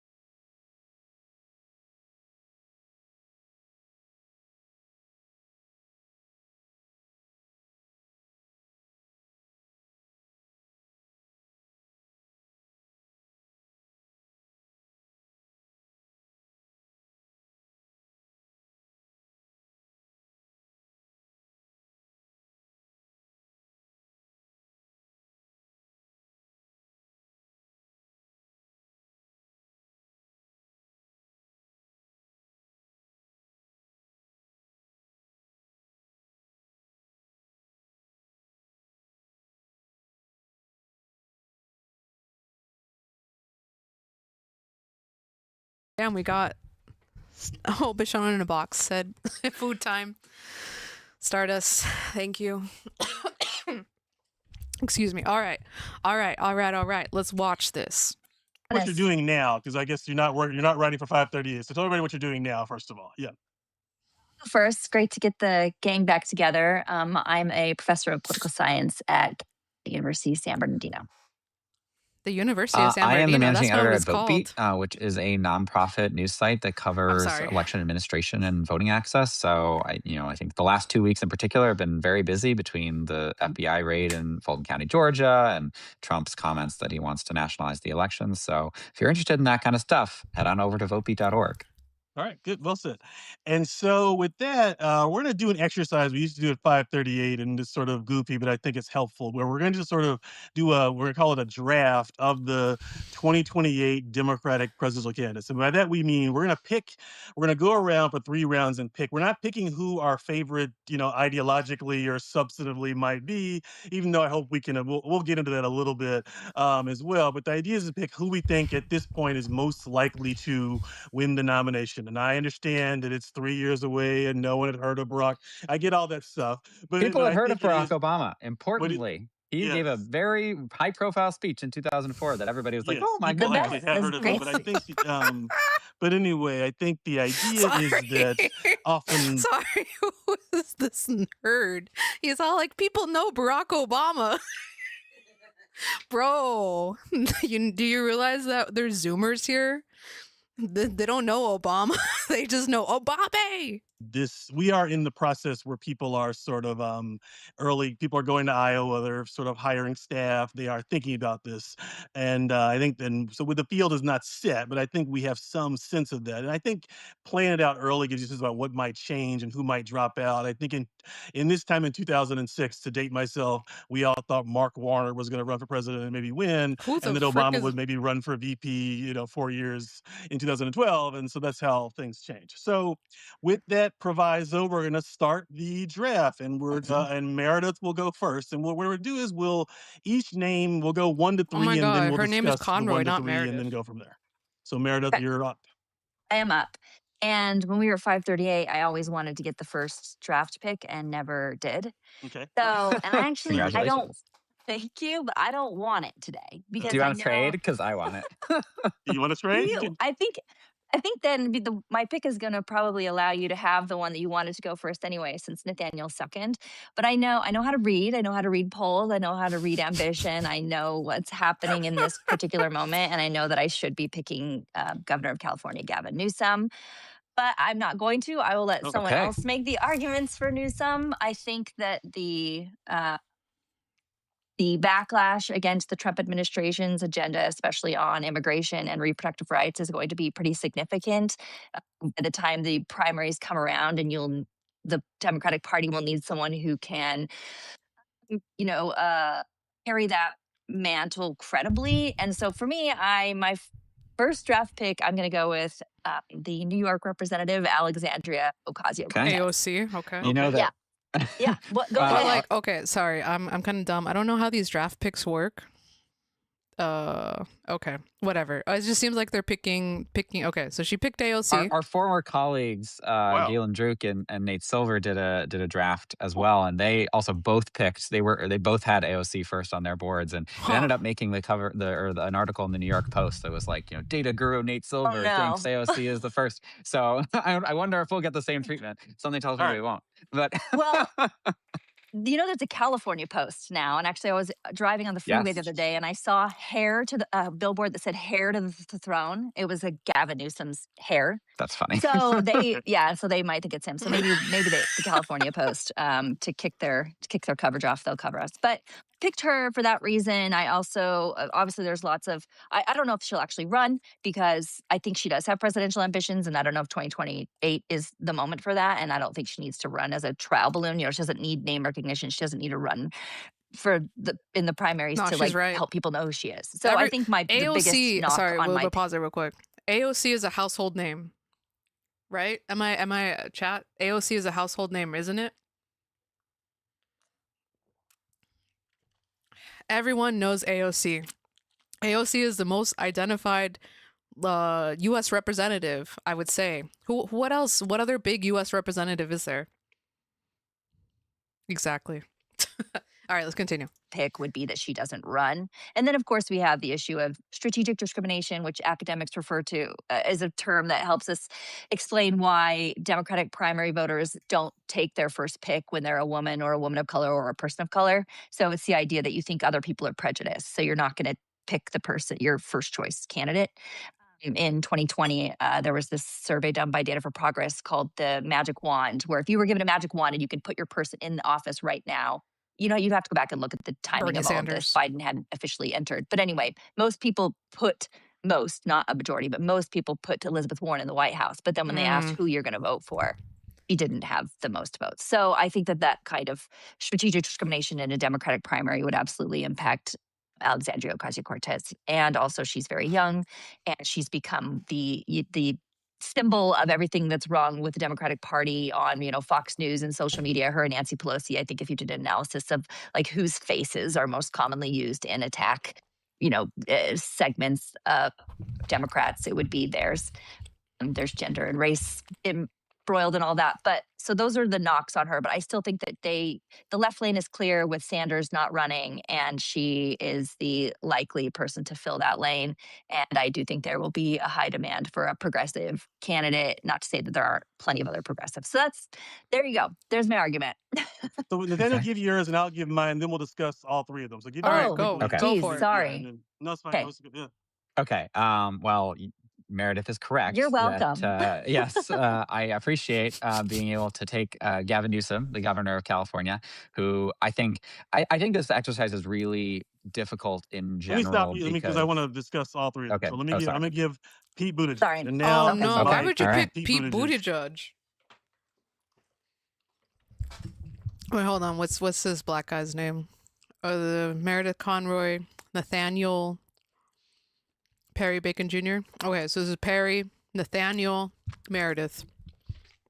I mean Conroy. Disgusting. I can't call her for her first name yet. So there. Okay. All right. So let's discuss those three then. Now go ahead, Nathaniel. Yeah. Okay, well, I just think this exercise is very difficult because I think this is truly like an wide open race. Like when I was preparing for this, I went through the list of kind of the top contenders, and I came up with a lot more reasons why I thought they all wouldn't get the nomination that they would. And I think there are some times when obviously like in 2024 with Trump, and I think in 2020 with Biden as well, there's a pretty clear front runner, and something would have to happen to kind of topple them from their perch. And here I think it's pretty wide open. Like I picked Newsom because I do think that of the all of the different people in the field, he is the strongest. He is the governor of the biggest state and the bluest state. He is leading in the polls. I know it is very early and things can absolutely change, but it is still better to be ahead in the polls than to be at 2% in the polls, which is where most other people are. So I just think that if you had to I don't think any one person has more than a 25% chance of winning, but if I had to pick one, I would go with Newsom. Let me follow up on a couple things. Okay, first of all, the exercise, Meredith, is to pick the person most likely to win the Democratic nomination. And you, having watched the last two primaries where the left person, it was an organized effort to get to the person. No. I'm correcting it. Not failed. Freaking sabotaged. That's it. I'm a Bernie stan. I'm sorry. I'm a Bernie bro for life. He did not fail. He got sabotaged, brother. Comments about their electability, which became a word attached to them every day. You think a congressman from New York who's a Latino young woman who is on Fox News every day is the most... I would love to be in a country where AOC was the most likely person to be president. I don't think I live in a current country like that. And you read all the same things I do about racism. Sorry. AOC is not like Clyde Scheinbaum or something. I don't know why they're acting like... AOC is American. Sexism. So I don't want to make sure... Do you really... You want to play the game? Yeah. Yeah. Do you really think that? I do. I think there's going to be a backlash against what's happening, and that right now that she's the progressive to fill it. I had other ideas, that I'll talk about, but yeah, I think that you need someone. This I hate this phrase, authenticity. You need someone who's authentic. You can't have. I Nope. I'm sorry. I'm going to disagree with Conroy. It's the most important thing right now. Check back on my YouTube page, my 21 Savage video. The biggest argument I made there that 21 says is that everyone is losing their authenticity. No one is genuine. Everyone's a snitch. Everyone's a rat. We need more genuine people. And I know that's a big ask for politicians. But oh my God, I just want someone who's genuine. I just want someone who's not just saying something because they think it's what's going to get me to like them. I want someone to say something with their chest and then I like it or not, okay? I'm sick and tired of these back and forth, like, oh, I don't know what to, fence sitters, literal fence sitters. Great arguments for why Pete Buttigieg would be a great pick. I think he's the debater that JD Vance thinks he is. And if JD Vance is a candidate, I actually think Pete Buttigieg would be an excellent nominee. But like No, that was good. Oh my God. JD Vance dead. JD Vance dead. Yes. Pete Buttigieg. That's because Pete Buttigieg is true with himself. Pete Buttigieg is a gay man who went into the military. JD Vance is also a gay man who went into the military and is not true with himself. And that's why there's pictures of JD Vance wearing eyeliner and not Pete Buttigieg. Although I may be wrong. Maybe Pete Buttigieg would do drag and, be so okay with it. Oh my God, Conroy, this is great. Pete Buttigieg can't credibly pick up the mantle for what I think the backlash is going to require. And so of the list of people who are credible and have viability, electability, viability, right? All these words are very loaded. I do think that it could be Alexandria Ocasio-Cortez. Yes. I mean, look, I think we do know that there is a fair amount of anger now among the Democratic base with kind of the Democratic Party establishment. And historically, the Democratic Party has been a lot more pro-establishment than the Republican Party. Obviously, Yes. the Republicans nominated Trump. They have a long Yeah. history of kind of like the Tea Party and stuff like that. Because Republicans want to win, that's why. Think that obviously there's like a bit of a discourse about whether there's a Democratic Tea Party brewing. I personally would kind of like Oh my God. Sorry. I'm sorry. We're going to be Pazanabi here today. Democratic Tea Party? Bro, that was just the Occupy Wall Street movement. And am I stupid? Am I dumb? I would tap the gas, or tap the brake, I should say, pedal on that.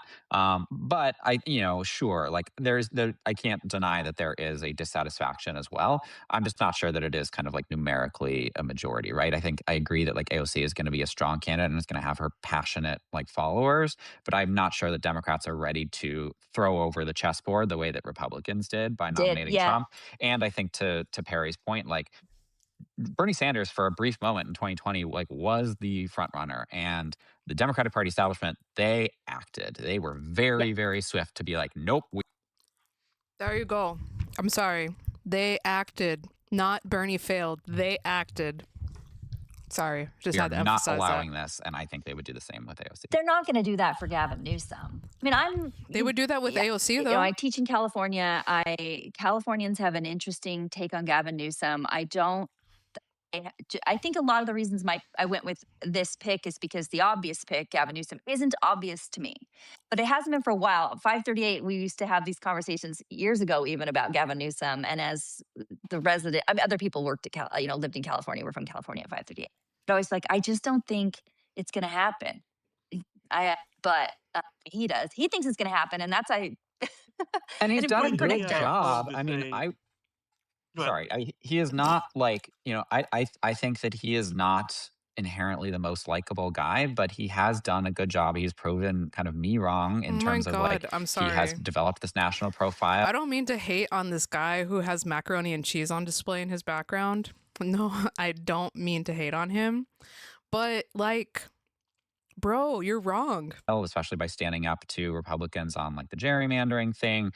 He like the base wants a fighter, and he has been a fighter. He's got all these kind of like posts on Twitter that are mocking Trump's style and everything like that. I don't think that is really, I think that's more emblematic. I don't think he's literally winning votes that way, but Yeah, like I think that he has gotten to a point again where like if you look at the very early polling, he and like Kamala Harris are basically the two who are in the lead with again, it's like, like Yeah. 25%, 30% of the vote, which is not overwhelming by any standard, but like he's gotten there and like there's probably still some room to grow. So yeah, I would have. I mean, let me go to my pick. I would have ranked Buttigieg first, and the reason interesting. being, I Okay. think actually that the California knock on California's weird, and he has Yeah. fancy hair and whatever, and he doesn't seem Midwestern enough either.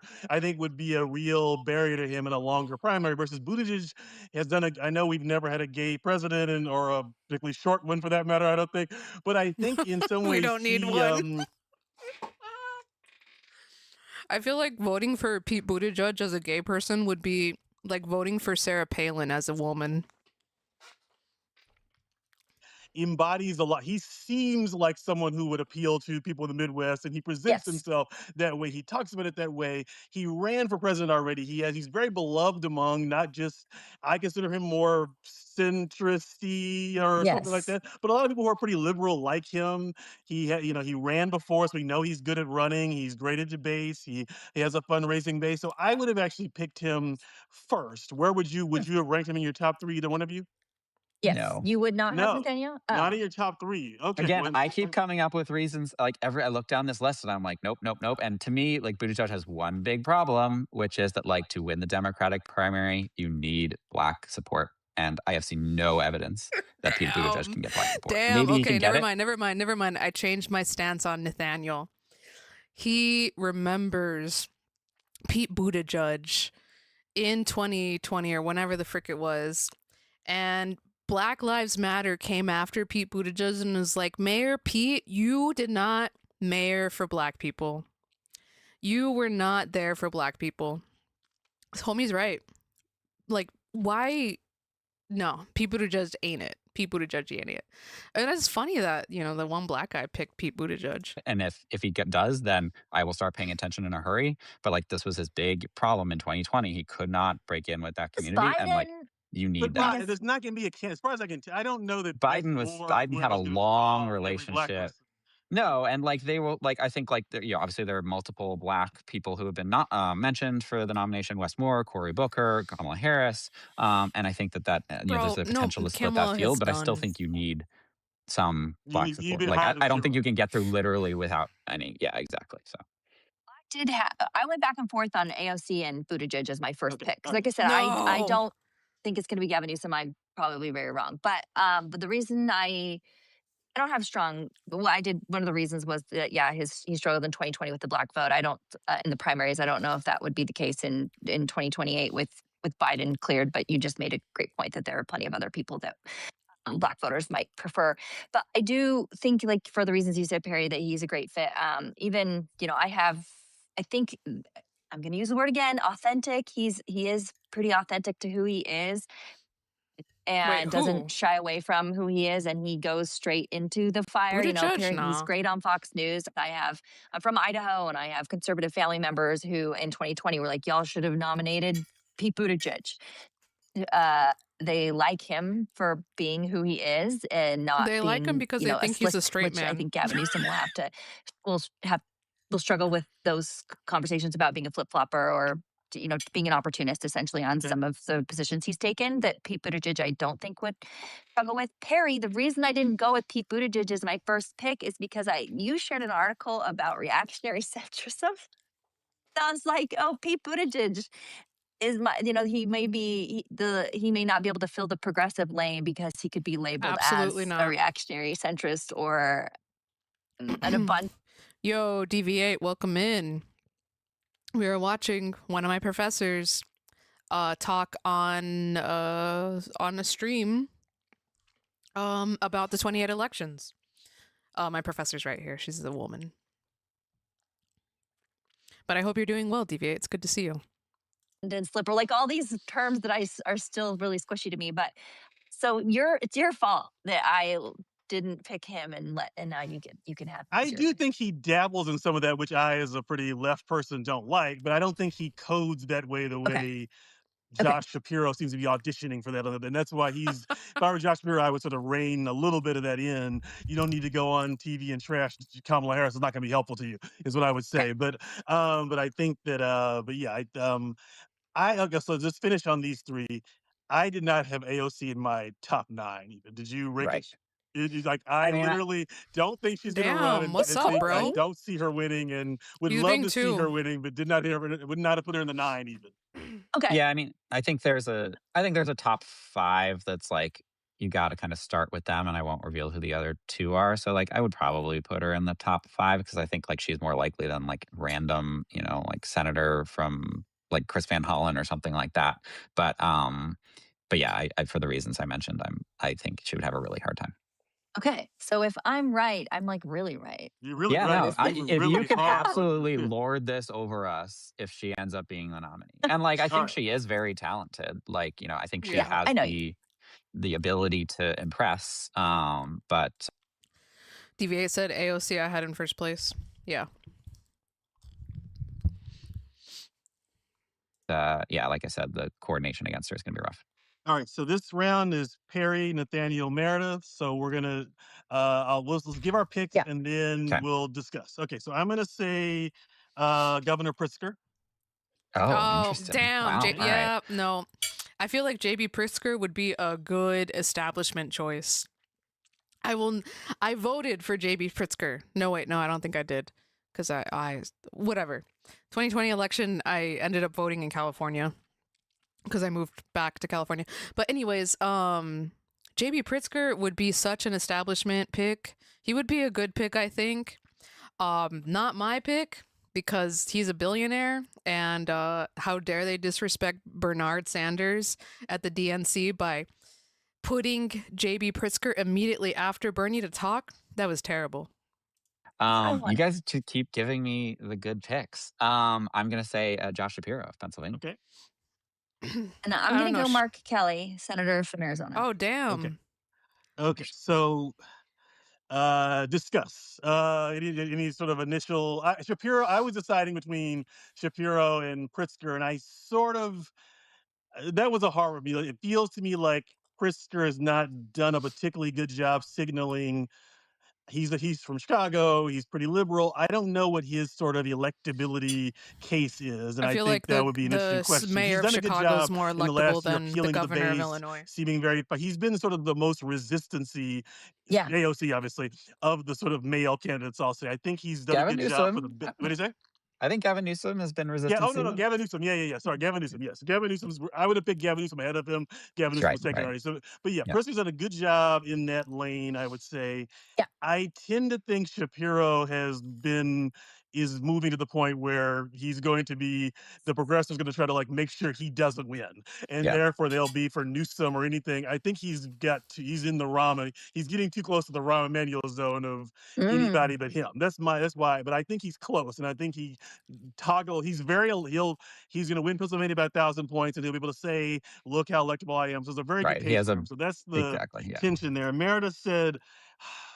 Mark Kelly, Damn. Why you got a I didn't mean to roaster? sort of sigh that way. It was more like his resume is really good, but I just feel like he's just very Campaigning, he's blah in a certain way. struggling. Astronauts are really good candidates. Like the Yeah, best position to have, best job to have as a politician is an astronaut. Some crazy number of yes. astronauts have been elected to Congress. That's Okay, I'll I let true. didn't you know all that talk stat. now. Go ahead. Well, I do think Pritzker is a great pick. Name recognition doesn't have it, but in being in Illinois with the ICE raids, he has rhetoric. His rhetoric on Trump has been as not as theatric as Newsom's, but a similar. He's striking a similar tone that I know people like. I mean, I'm in California. People have been talking about Pritzker in my circles. So I do think that was a good pick, and I would have Sorry, had him in my homie. It's just been me who's talking Pritzker to Conroy because I hate that man. Sorry. top 4 for sure. Okay. But Mark Kelly, You would have had him ahead of Kelly if you had to pick yourself. yes. Okay. All right, okay. Yeah. All right. Yeah. I mean, I got the 6th pick. I went with Yes. Kelly. Right. Harris probably would have been smarter given polling, but Okay. yeah, I do think Mark Kelly could make a run for it. Apparently, it has the astronaut bump. And also, he has had a target on his back. Trump and Vance and Hegseth have gone after That's him. right. And Pete if you go Hegseth. to the White House website, which I do so occasionally, they have a website of like the enemy of the day. And he's been there a lot. And I do think that it's Yeah. interesting that they're elevating him in that way. And I think that he would, why not use that, political um, elevation to launch a campaign. Do I think he'll be the nominee? No, but I do think he could make a run for it, and if he decides to run. So Mark Kelly also Kelly, would not have been in my top 9. So me, which I don't. Cool. Nathaniel, or how do he's you feel about Kelly and Pritzker? interesting. I mean, I think the obviously, yeah, the astronaut thing is big. Kelly's interesting because he has a pretty good profile nationally. So, according to the DDHQ polling average, he is at an average of 32% favorable and 21% unfavorable. So, it's rare to be kind of like in that much net positive territory. Obviously, that leaves like 50% of people on not knowing who he is. So, like, that's good. But also, at the same time, if you have like that's like 50% name recognition, which is like pretty decent. And he's really only registering in the polls that include him in presidential like primary polling. It puts him at like 3%. And like Mm, if you're that well known, you should be polling higher probably. okay. So I think that's the issue. I think Pritzker is more compelling because his name recognition is currently lower. I just had that up, but I get rid of it because of to search for Kelly, but I can pull that back up. So he's at 20% unfavorable, 14% favorable, but that means that 2/3 of Americans Pritzker? don't know who he is. Yes, Yeah. which is room to grow. And crucially, he is rich, right? Like he can spend a lot of money to Yeah. improve that Yeah. name recognition. And I think, and that's something that like probably like Mark Kelly like can't do, at least not to the same extent. So And Yeah. he's I more think compelling speaker, Pritzker, I think, than yeah. So I think that like both of these are like fine, like, kind of like value picks like later in the draft. But like at this point, we are talking about people who are not really registering in the polls and are probably are like, I think clearly second or third tier candidates. To go to the Shapiro pick, like I think that he is someone who is like he is very like good like on the stump. I think Perry, your point is correct that there's gonna be a lot of resistance to him from progressives, but again, I don't think progressives are the ones who decide Democratic primaries. He has a great electability argument. Damn, brother. He said, I don't think progressives are the ones to get to uh, Democratic. And he is polling pretty. He's like at like I think like 8 to 10% in polls, which is pretty good for somebody with his profile. He also has like roughly 50% name recognition nationwide, and like to Mhm. be at like 8 to 10% with 50% name recognition is like pretty good, and suggests that once he can like kind Yeah, of it is improves tough, his right? or like gets his name out there, he has room to grow in a way that like somebody like Gavin Newsom or certainly like Kamala Harris doesn't. So would you have ranked Shapiro ahead of Pete, or same? Yes, I would have him ahead of Pete. I think that he has the potential because of the electability argument to win over black voters. I suppose Buttigieg again theoretically has that ability, but he ran in He ran 2020 for and president already. Yeah. exactly and failed at that. So yeah, I was probably gonna have Shapiro second or third overall. Damn. Yeah. So I think we can move to round 3. It's Nathaniel, Meredith, and Perry. So Nathaniel, let's just name our people, and this is getting hard now, and then we'll discuss them. I feel like I got a pretty good again. Oh, Like there's an I know obvious you choice that's do. Don't left. take it. Give it to me. who's the obvious Sorry, choice? Kamala Harris. Kamala Harris, Oh, baby. Ooh, oh, no. I Yeah. will literally okay, Meredith. unalive Yeah. myself if Kamala Shoot. runs. I'm gonna steal who I think Perry may have said, given his regional bias. I'm gonna go with Andy Bashir Okay, Oh, of wow. okay. Kentucky. I was okay. So now I got the last one, and this is going to be hard because it's going to be bad if we didn't name the right person with 9 people. So It's my fault. Well, no, but I that's the went. point is that it's such an open race. I it really is. wouldn't That's be a good. surprised if we go off, if Yeah. it ends up being somebody we don't know. So I'm struggling. I get the names I have written down are just. I'll be very candid here. The names I have written down are. Well, I have a lot better actually. Let me not preview all of them, but I have. I guess the ones I'm really Yeah, thinking just say about it, are brother. Ruben Gallego, John What? Ossoff, John Ossoff, Wes nah. Moore, Mhm.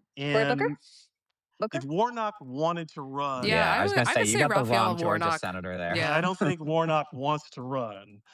So I think I'm gonna go with Ossoff then. I think okay, so let me Okay, so I'm gonna go with Okay. solid. Ossoff. So we did Bashir, Ossoff, and Kamala. So I would not have put Kamala in my first 9 because I think she just isn't going to run, and because she already lost, and I think she has a I just, cause Really? okay, You don't think? so if she ran, I think she would be the leading candidate among Black voters. I think that's probably true. Right. She'd have a Exactly. good fundraising base. Yep. Okay. Yeah. Okay, so is she actually the second I mean, best? the week after the 2024 election, I would have said, "Oh yeah, she's not going to run." But like, Oh my she's now god. like She she's seems kind of active. making those news. Like she What did did she that do Gen Z yesterday? thing the other day. Yeah, Yeah, like 2 days yesterday ago, she or like 2 days ago. relaunched her like was it her Instagram or her Twitter account or Substack or something like something. Yeah. that for Yeah. like Gen Z. Yeah, Oh so my god, it that's seems she's right. definitely keeping her name in the conversation. I think she wants to keep her options open. I agree that like Yeah, she's definitely not a slam dunk to run the way that Gavin Newsom is. But yeah, as I mentioned, the two leading candidates in the polls right now are Harris and Newsom, and I knows. think the big red flag for Harris is that she has like virtually 100% name recognition, and she's still only at like 25 to 30%, and that's not good. Cause But pathetic, I bro. still, again, think that you would rather start with more support than to be one of these candidates pulling down at 3%, like we discussed last round. And like you mentioned, Perry, like I believe strongly that like the black vote is what determines the Oh, Deviate said, "Oh yeah, that Twitter thing she did. Yeah, yeah, it's cringe." But yeah, I think it was for the Zoomers, or I mean Gen Alpha. I don't know what Gen, whatever the younger people. these things in Democratic primaries. And I think that the default is that the most black voters would start with her. It's not to say that they couldn't move, but I think they start there. Would you have had, Meredith, go ahead. Why don't you, so you included Harris for the same reasons, probably? Yeah, right. Okay. Polling well, these moves she's making suggest that she is now going to run. But I think the Democrats are a fear-based party, and that concern 100% about agree.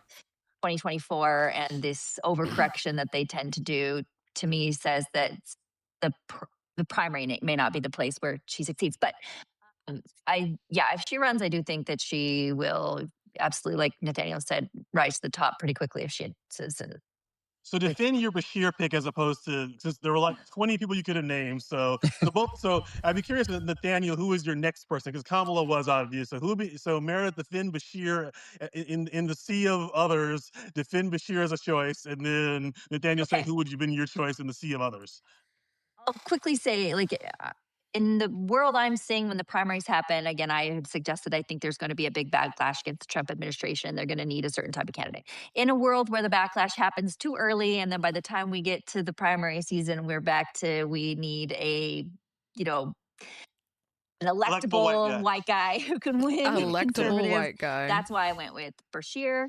He's not conservative though. He's True. liberal Well, one a for conservative technically Notably, liberal. state. right. Yeah. He Sorry, is. one a conservative Yeah, state. right. Not, yeah, exactly. I think he could fill the, yeah, be seen as a carrying the progressive mantle. Absolutely. But yeah, Right. he's able to qualify himself by pointing out that he's won had 2 terms in Kentucky. Yeah. And yeah, there's a demand for normalcy. Andy Bashir that's my argument. Good Who slogan. would you put on this if you had another choice, Nathaniel? I would probably have gone with Ruben Gallego. I'm tempted by Warnock because, like you, I think he is a incredibly strong candidate, as he's shown in Georgia twice. But I agree that he may be too smart to run for president. He's acting like he doesn't want to run. But right. But Ruben Gallego, I think, is acting like he does want to run, Yeah. and like he strikes the profile to me of like he used to be more progressive, and now he's moved toward the center. There's like I think you could argue that like progressives are going to like view him more suspiciously because of that, because they're like, oh, you betrayed us or whatever. But I think he can speak You both betrayed languages. us. I You could mean see me him with doing the freaking thing that like Elizabeth Warren? Buttigieg did in 2020, or like Amy Klobuchar, right, where like he's really impressive in like small settings, and like he's a veteran and like cuts this profile, and people come out of the town halls being like, oh, like that young man, he's really like going places. Again, Pete Buttigieg and Amy Klobuchar didn't. Sorry. I could just imagine old white women being like, that young homosexual really has a way with words. Not win that 2020 nomination, but like maybe Ruben Gallego finished his second in New Hampshire. I could see that. But again, I don't think any of these people are like particularly likely to win. But I think Gallego kind of fits the mold of people who have surprised in the past. So I chose Ossoff because I think he's going to win this Georgia Senate race. Mm. I think he's going to win pretty easily. It looks not easily, but he's going to win 3 or 4 points in a tough state. He'll have won twice there. He's very, he's on MSNBC. He's doing crooked Yeah. media. You can't go to Iowa if you're running for reelection in Georgia because that would hurt you. But he's doing everything you would do to run for president and prepare for that if you're in a swing state and you can't do the full audition. So I think he's very ambitious. I think he's done well electorally. I think he's pretty charismatic. Mhm. He's young. He's got he worked for John Lewis. He's in Georgia. So if the profile of a white guy who could win the black vote who is That's true. unknown, I think Yep. fits something like that. He has a lot of cultural references, a lot of biographies. I think that would help. So I think he of the, like I just don't. I guess I can say this. I don't know that Westmore Shame is on my list. what is that? Westmore Westmore on my list, but is not Obama, but we already had him or something. I don't know the right way to say that, but and you guys shouldn't say that. But I think there's something about him that I didn't think is not. It's like Booker ran last. I think the charismatic black guy. We think those people who's optimistic. We think that's a great lane because Obama won, but I don't know that that is. I don't know that Obama was Westmore special. is sort of really anchored in the. He's not. He doesn't have the electoral credentials because he's in Maryland. I don't know. I don't think he's going to win the black vote overwhelmingly because I have no evidence of that. So I was thinking about him, but I didn't really end up landing with him. Gallego, I think, is interesting, and Gallegos. yes, I could. He's Latino. right. He's a veteran. He's in a swing state. Yeah, Like you said, he's Arizona been both is progressive, and even though he's moved more moderate, he's been very strong on ice recently. He sort of Okay. knows where the wind is blowing and is able to Mhm. sort of Right. hit that pretty well. So I think he's serious as well. And This man is so yeah, Latino? Damn. it's a young bunch. It's a youthful. I think not coincidentally. Yeah. not coincidental. I think if you're over 70, you don't get a chance to run anymore. But Okay. Yeah. Yeah. Okay. But yeah, no, I think that I'm sorry, deviate. I was thinking about choosing Westmore, but he said explicitly, right, he's not going to run. Who said that I most don't think recently is no, I think I will. Westmore is going to run. I think Warnock's not going to run. Westmore said he's not going to run. No, Yeah, but Withers I went don't to think South any of Carolina. that matters. He's Okay, got they Oh, plenty of lied. support. Just wow. kidding. Okay. My Yeah. my position on this, and this is because Hillary Clinton said she wasn't going to run like basically like up until like 20 Okay. basically like the And I guess 2014 Biden too. election. Okay. So like people basically I don't think any statements are operative until after the midterms. Like that Yeah. after the People midterms are is when the just starting okay gun with starts on this lying. race. If after that you say you're out, then people obviously also people can not be in and then jump in like Mike Bloomberg Yeah. did. Oh But yeah, there's nothing stopping you from doing that. But freaking Michael Bloomberg. That was such a mess. Homie should have not been in there at all. I hate Bloomberg. but I think that like yeah, the starting gun starts at the midterms, and like if you don't start running at that point, then you are going to be behind. Let me ask a couple of questions. Let me go through here. I guess the first would be, we named AOC, but otherwise we didn't name anyone who I would say is clearly in the progressive lane in the Bernie mold. Damn. Is that because there's nobody there who There's we think is nobody. strong, or do we think that particular block of the party isn't strong? I Yes, guess I would say, Bloomberg bloomed. like Ro Khanna is somebody who is clearly running for president and is in that progressive box, but I would Yeah. say I think both he is not well known and famous, but Yeah. I also just think I just have a hard time seeing the Getting progressive well known winning with the the Epstein nomination. stuff, So that's right? why I went with people who, Bashir or Pritzker or Newsom, they can win some progressive votes, but I'm not sure the nominee will be anchored in among progressives. So maybe I'm wrong about that. That's kind of where I would start from. You all agree with that?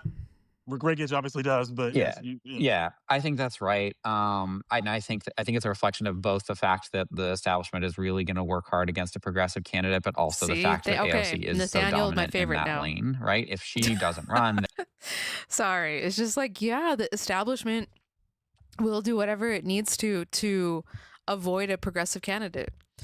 Deviate said, yeah, so dumb people just want a regular dumb. Yep. That's what the problem is that the establishment, the Democrat Party is like, we will never run a progressive, even if it's a bad thing for us. We will never run a progressive. And you know how much the Democrat Party likes being bad at things. But like, I don't know, man. I don't understand. I still want to understand what happened in the 2020 primaries, because like it was so blatantly, what they did to Bernie in the 2020 primaries was so blatantly like anti-progressive, and now, I'm not even gonna call myself a progressive at this point, but I'm a Bernie bro. Okay, I wanted universal health care, I wanted Medicare for all, I wanted, just yeah. So it's just like, I don't understand why the Democrats keep like literally shooting themselves in the foot. Now, in my opinion, Bernie would be a more acceptable progressive than AOC because Bernie, well, Bernie's still a white guy, but Bernie still has like legitimate street cred with conservatives. Conservatives will be the first to say that Bernie Sanders respects workers' rights, right? I don't know if the same can be said about AOC. AOC, I know, is a progressive. I know she was groomed by Bernie, and I mean that in a good way. And I know she understands the plight of the working class, right? But I feel like she's gonna take the SJW route. She's gonna take the superficial. I'm a liberal, and trans people matter, and not that I'm saying that trans people don't matter, but we are faced in a reality where both conservatives and liberals do not want to hear about LGBT rights anymore. They're done with it. So it's like I get it. AOC is great. She's just a little too online for me, if that makes sense. She's just like she's not a realist, right? She's very much an idealist, and the Green New Deal is great, but I don't know why. Like, I think so many conservatives we're just shitting on the green, or excuse me, we're just crapping on the Green New Deal because of the name of it, because it was Green New Deal, because they were just automatically perceived it as, oh my God, this is just liberal propaganda to get clean energy, blah, blah, blah. Global warming's not even real. They're just trying to take away my cars or whatever. I feel like Bernie was more, he would have had a broader reach, right? And it's not just because he's an old white man. I swear to God, I know I said that earlier, but it's because he genuinely has been consistent for the past 50, 60, however the frick long he's been in politics. He's been consistent with his policies. And that's not something I don't know if AOC can say. Because what is, when you think of AOC, do you assume any policy, maybe the Green New Deal, maybe whatever, but like I feel like we don't associate AOC with actual like working class. AOC is not going to appeal to those Ohio people who lost their jobs decades ago to globalization. Like AOC is not going to resonate with those people.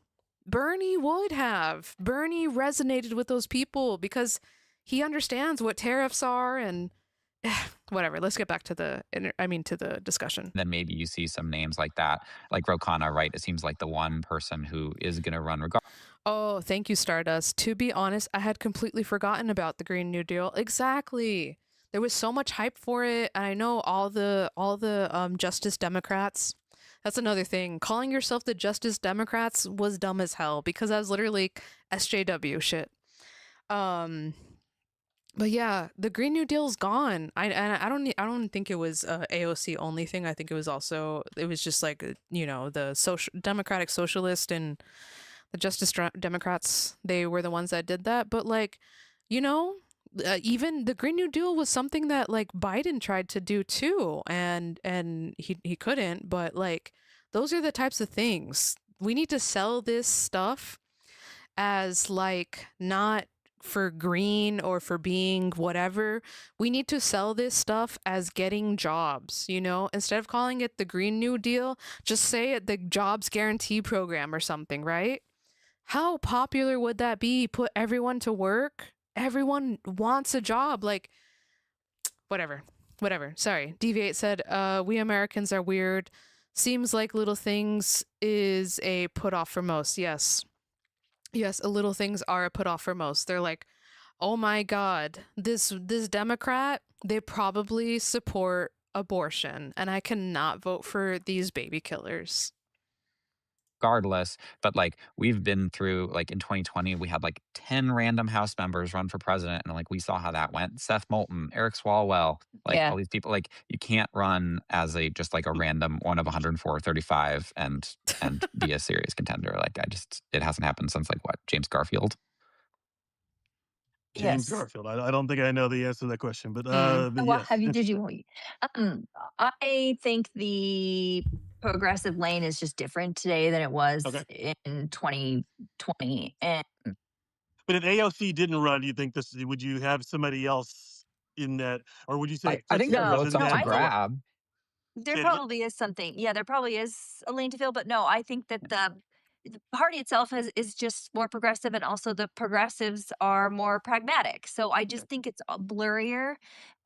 But yeah, there would be probably someone to get the single digits in these states. I think the AOC is, yes, she fills that lane, but she's more meaningful beyond just the progressive lane to a lot of Democratic votes.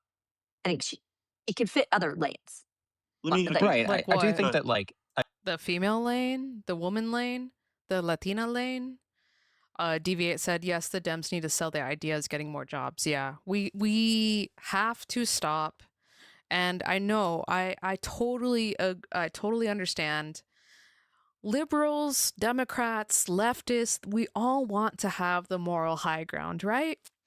We don't want to admit that we're as disgusting or as pathetic or as ignorant as Republicans, right? Or as stupid as conservatives. So we always have to hold this moral superiority over everyone else and be like, well, actually, you know what? I'm a liberal who's boycotting Starbucks because they're, anti-union or whatever, or I'm a liberal who's boycotting McDonald's because they're actually, supporting Israel's on Gaza. And it's like, bro, let's just not think that far, right? Foreign policy is so freaking far off from what Americans are thinking about right now, okay? Like foreign policy for Americans is are we going to get attacked, and like who's going to attack us? No one's going to attack us right now, okay? Literally Donald Trump set it up so that way we have the enemy within. Both both parties feel like this. I swear to God. You have conservatives that are like, oh my God, liberals just want to import all these undocumented immigrants so that way they can raise their census count so that way they can get more representatives, blah blah blah. So we got to combat that by doing the redistricting in Texas. But then, oh my God, the Californians are going to be doing the redistricting too. So that's why I was like, Prop 50 fighting fire with fire, I don't know, is such a good idea. And now I don't know, it just feels like everything is going to be fire with fire because both parties are so polarized. And like even I hate to say it, but I don't know if progressives or leftists or anyone has a legitimate chance in the 2028 election, because the Democratic Party has, the establishment Democratic Party make the rules. They didn't give us a legitimate primary in 2020. I mean, it was barely a primary in 2016, and this is just me being a salty Bernie bro. But in 2016, like, come on, Hillary Clinton was just like, it's her time. We need to vote for her. She's the only one that could take Donald Trump out. Even though freaking Bernie's numbers, or the polling numbers consistently had Bernie outpolling Donald Trump. But Donald Trump outpolled Hillary Clinton. Why the hell did we choose Hillary Clinton? And then in 2020, Bernie was the clear choice. He was winning in majority of the primaries, and then every other freaking Democrat running against him dropped out and threw their support behind Biden. Biden, who said that he didn't even want to run for president, was running for president. I'm sorry. That was my end of my rant. Deviate said, also the enemy is billionaires. Yes, billionaires are destroying the world. I mean, we've covered this a lot at 538, and I think that if and when progressives eventually break through, they have to do it by building a coalition with another part of the party. Right, progressives are I think a meaningful bloc within the party, but they're not a majority, and so you need to reach out to like Black Mhm. voters or like Latino voters or kind of like college educated wonky white voters or whatever. And like I do actually think that like in a world in which we could remove all the kind of like electability stuff that like Yeah. somebody like AOC or like Ayanna Pressley, because of their ties to the Black and Latino communities, could actually do that. But Yeah. I think the electability thing is Yeah, thank you. Yeah. non-starter. Wonky. Somebody in the chat, and I think and one of my college friends, I think about it, brought up. I guess at the time it was right But after there's like a Colbert live chat in this. was announced he was getting Mhm. pushed out of CBS. But Colbert and Jon Stewart, do you see either with or in No, general no, somebody who's no. I forgot that the freaking Jon Stewart running for president thing was happening a few. When was this published? Oh, this is February 6th. Okay, this is like old. I mean, not too old, but yes, I forgot that people were like, "Oh my God, Jon Stewart should run for president."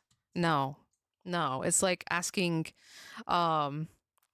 Yeah, thank you. Deviate said there was a chat. Well, I don't know. Mr.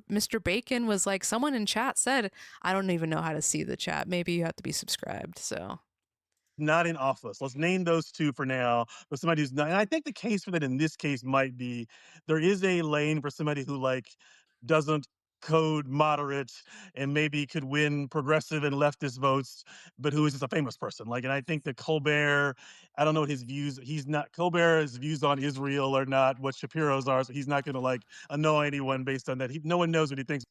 shoot, I would have started being goofy and asking them about Steve Beef. No, no more Steve Beef. Here we go. We're just gonna have a zoom in of Senator Ruben Gallegos as punishment. Look, deviate. Look into his blue Latino eyes. No more Steve Beef. Oh my God, could you imagine? Okay, let's continue. I think we're almost done. These things. So I would assume Colbert and Stewart can kind of make up whatever positions they want, and they're famous.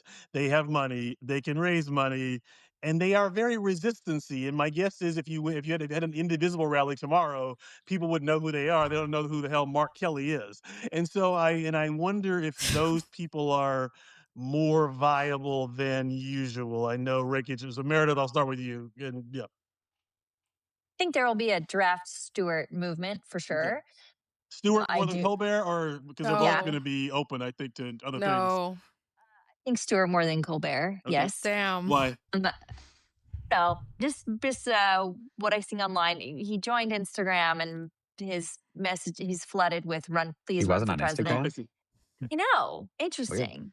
Wait, I'm Say it pretty Stephen again. sure. Colbert? Nathaniel I'm said, "Oh, he surprised that wasn't he on wasn't on Instagram." Instagram before. He's the Yeah, last yeah, yeah. I person was that's just on right, Twitter. If yeah. someone should fact check me, I think he Okay, we're did gonna fact something. check He you joined right something now, recently, Conroy. and Oh, the never response mind. was massive. Hold on. I gotta get onto my other browser where I'm already logged in. Instagram.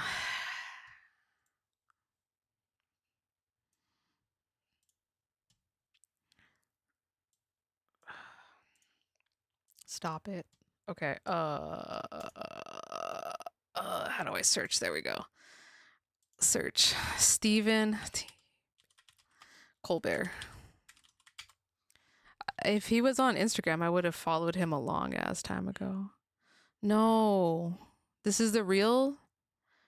Ew, Steven, why are you ugly like that? Oh my God. Man, this used to be my hero, everyone. I mean, no. What is this? He's trying too hard to be like Pedro Pascal. Why, Steven, why? What is this? He's like, I'm gonna be like Hugh Hefner. Man, Steven, stop it. Oh, GQ Men of the Year. Okay. Well, whatever. No, when did he start his... Oh, I guess... Oh, wait, no, hold on. Oh, that's right. Stephen Colbert had a mustache. No. What is happening? I'm sorry, Deviate. It's me having a freak out because Stephen Colbert is ugly. Or he's not as attractive as I remember him being. Ugh, why is he wearing a jean jacket? That's so cringe.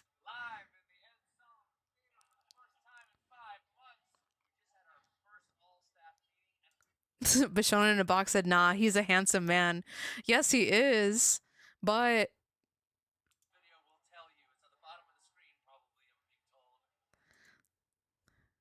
okay. Anyways, let's go back to the thing. That was enough of Stephen.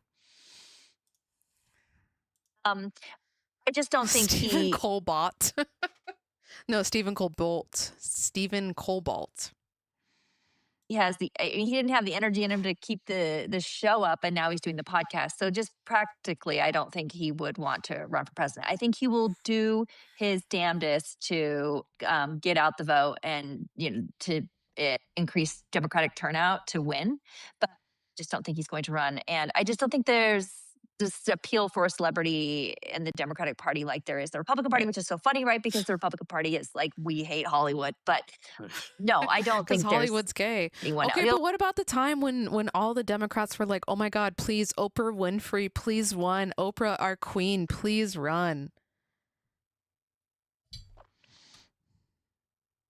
Wait, sorry. I just got a random text message from my grandmother. Oh, no, it's not a text message. It's just, sorry, she just called me.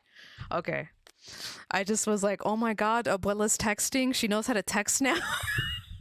I'm sorry. Okay. The only other person I could think of would be Michelle Obama. Michelle Obama, yeah. The white whale, yeah. Right. No, I see a commenter also suggesting Stephen A. Smith, the ESPN commentator. But I mean, Stephen A. Smith, had like a little moment, and then people tested him in a poll, and it was at like 2%, right? And that's an extremely famous person, although he does have a generic name, so people might not have known who he was. But no, look, we go through this every cycle. There's always like the fun pick, and like it's like Tucker Carlson on the right, Stephen and it's Smith, Jon Stewart on the left, and like, look, never say never. Donald Trump is the president, but it is quite unlikely, and it's always just kind of like fantasy, and then the field ends up just being the kind of wait. Is Stephen A. Smith? He's a sports guy. Oh, I'm sorry for the Ruben Gallego. Smith. Oh, it's this guy. I know this guy. I've seen his face. He said himself he's like capitalism. He even said himself he likes capitalism. Wow. Okay. So this is a sports guy. Okay. Assortment of governors and senators that it always is. So I am personally betting against that. So go ahead, the Mark Cuban comment. I think he is an interesting person, Mark Cuban, and kind of like a Bloomberg figure. Yeah. Billionaire that a certain type of people love. Democrats don't like billionaires, though. Which actually, by the way, I think might be an issue for J.B. Pritzker. But Billy, since he's running in the sort of lefty lane. Okay, so another they question use their is, billions for good. I don't think people know he's a billionaire yet, but obviously they that know. would be I'm telling them. Okay, sorry. Go ahead, Perry. So Gretchen Whitmer would have been on a lot of. I thought would have been on a lot of lists a couple years ago, thinking about the future candidates. When the rumors in 2024 were Biden might not run, she was definitely high. That's right. And I'm going to add in Alyssa Slotkin, who I think went to New Hampshire and sort of done some hinting she wants to run senator for Michigan, and Governor Spanberger, who won Virginia. Of course, Virginia, you only have one term, so and she's in a swing. She's in a swingish state. She's ambitious. In other words, these three are what I would call. We picked mostly electable, swing state electable males. I don't think Harris or AOC's calling card is electability necessarily. Yeah. So why did we not pick? And what do we think about the sort of women who've won in tough areas? Why do we think they are not viable, or do we think they're viable? I'll just say a quick one is that they aren't suggesting that they want to run would be, I think, the number one reason. Not necessarily sexism, but that's there. Nathaniel, what were you going to say? Yeah, no, Whitmer definitely seemed to be like kind of the more on the national stage, 4 years ago, and she's really kind of like retreated from that. It's like that Homer meme, like she went back into the bush, she's gone. Yeah, I mean, she seems to be signaling that she is not. She said it's like the Homer meme.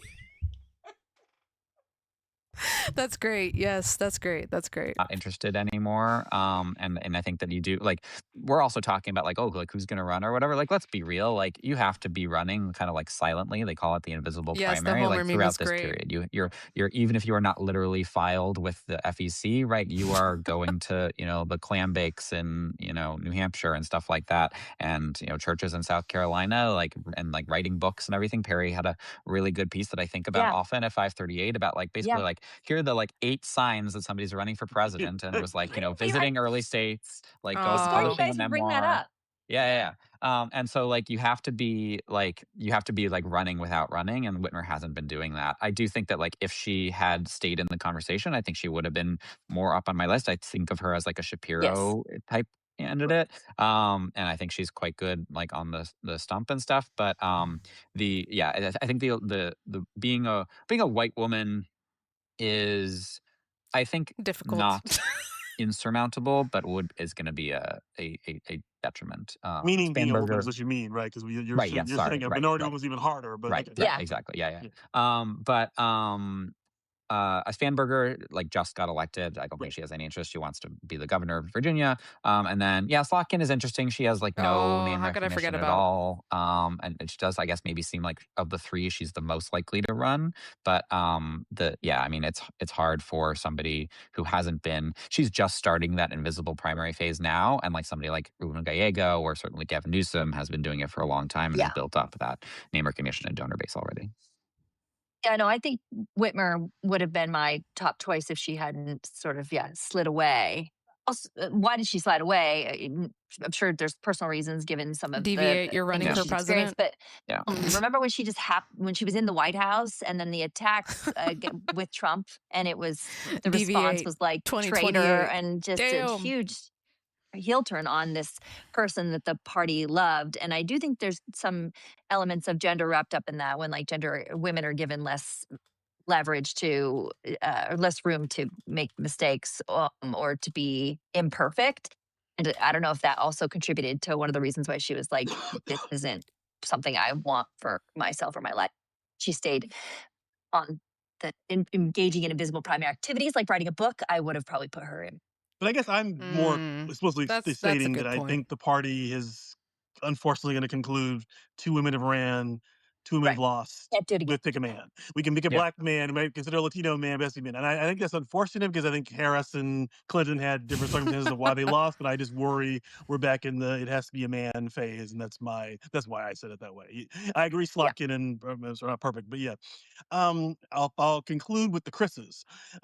Chris Murphy and Chris Van Hollen. So Chris Murphy, Oh, I think, that's is doing right. some Chris Van maneuvering, Hollen. and Chris Van Hollen's become kind of this liberal hero, progressive hero, because he has been very strong on immigration and things like that. Yeah, So among the like 5% of people who have heard of him. fair, no, that's all. He's Damn. not. He's I not did Bernie Sanders, episodes and about him, yeah, all brother. very yes, following the news, not just blue sky, but like elements of blue sky hero. So, anything on the Chris's? You don't, no chance. Murphy, I think his social media approach is reaching people. Like I think it goes viral on Instagram, like clips of it. I don't think people register who he is or that he's running for president, but I think he Right. has become a good spokesperson and he's very effective. So I, maybe the next one. I just don't think they're much, they're like only like one notch above the random house members that I was mentioning. I don't think they have done a good enough job in the invisible Sorry. primary to be like discussed the way that like a Gallego again or a Newsom or whatever have been. And so I think they're starting from behind. Sure, they have, they have the kind of the fighter mentality, but yeah, I just think that they are too generic and haven't differentiated themselves from the pack enough.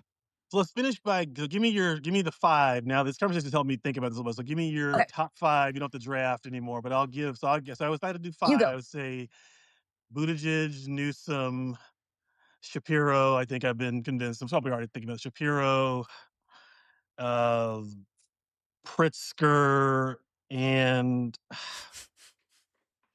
I guess AOC.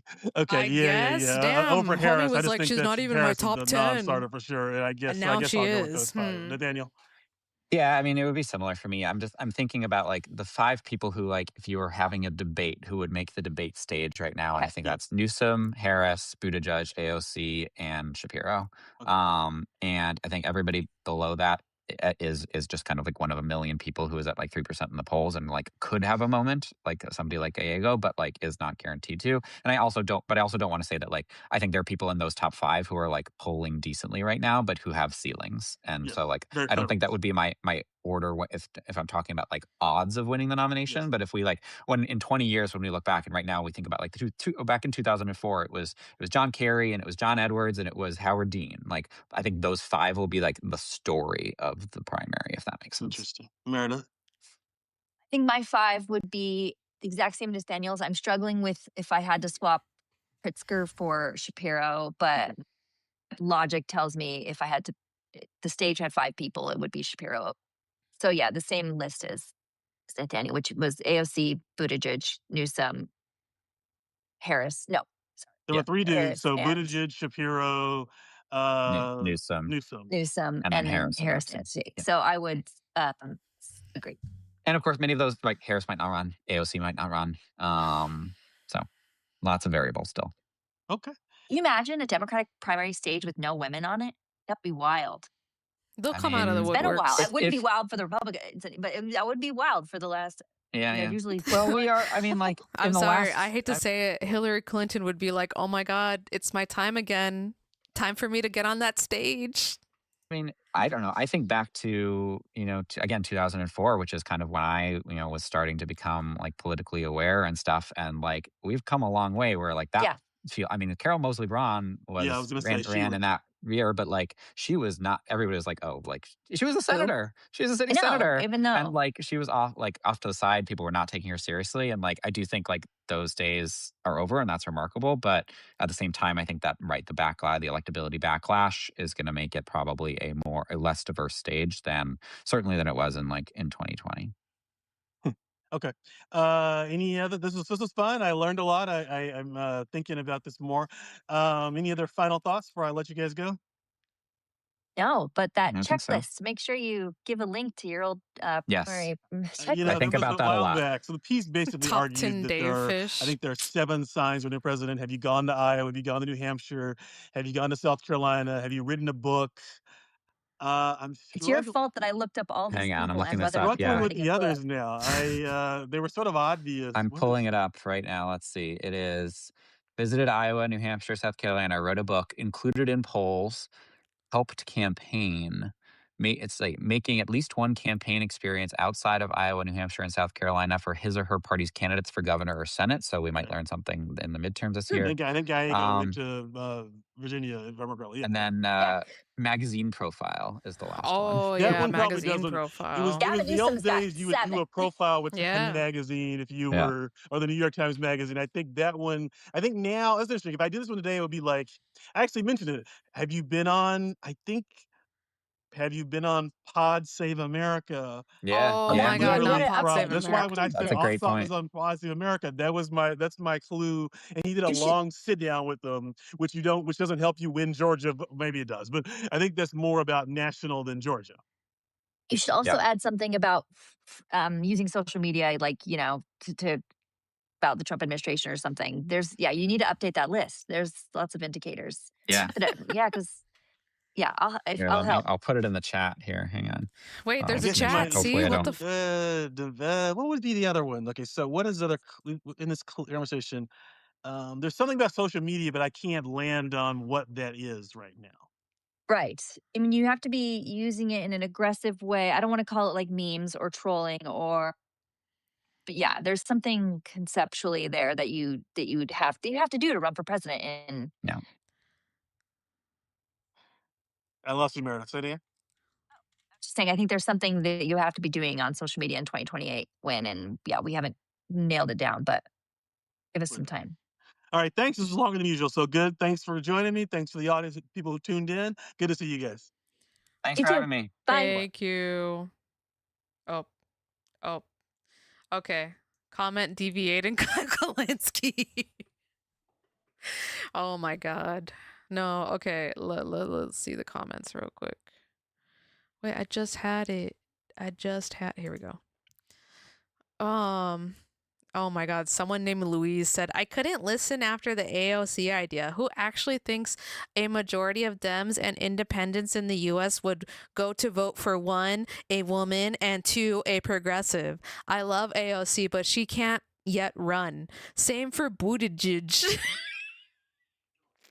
Same for Buttigieg. No, same for Buttigieg. Think Tal Reese, not a woman or a gay. Someone said, I saw AOC, or Deviate said IIC. Well, and then Conroy responded, well, a majority of Dems are independents and don't vote in Democratic parties. Regardless, you should finish the convo. Lots of discussion about other candidates and primaries are years away. Oh, Louise responded back, well, go back and finish then. Thanks. What a still, whomever we vote for in the primary, we'd all want to win and continue to get the nomination. Yeah, they're being so mean to my professor. And then she said, yes, of course. And the Cavo and others make the points you do, so I don't think I got away with my, I don't know. Let's see with this person. It's amazing that you could put Pete and AOC in the same category. Pete is a corporate Democrat. AOC is a progressive that will put working families first. Ooh, what did Louise? Louise should just change her name to AOC hater. I might not have, except for the fact they were mentioned in the video, and I was addressing that neither would be the right choice to win in the current climate. I couldn't think of a better idea than Pete B. Oh, she gave up on trying to spell Buttigieg as president, but it's only my opinion. Wow. Oh, look, there's this person named Meredith, but it's spelled differently. Exactly. Does that person not want another better life? Yeah. Dang.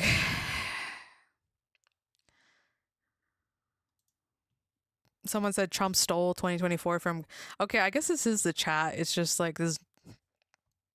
Whatever. Someone said they would support Kelly. Harris for president, Kelly for BP. Nope.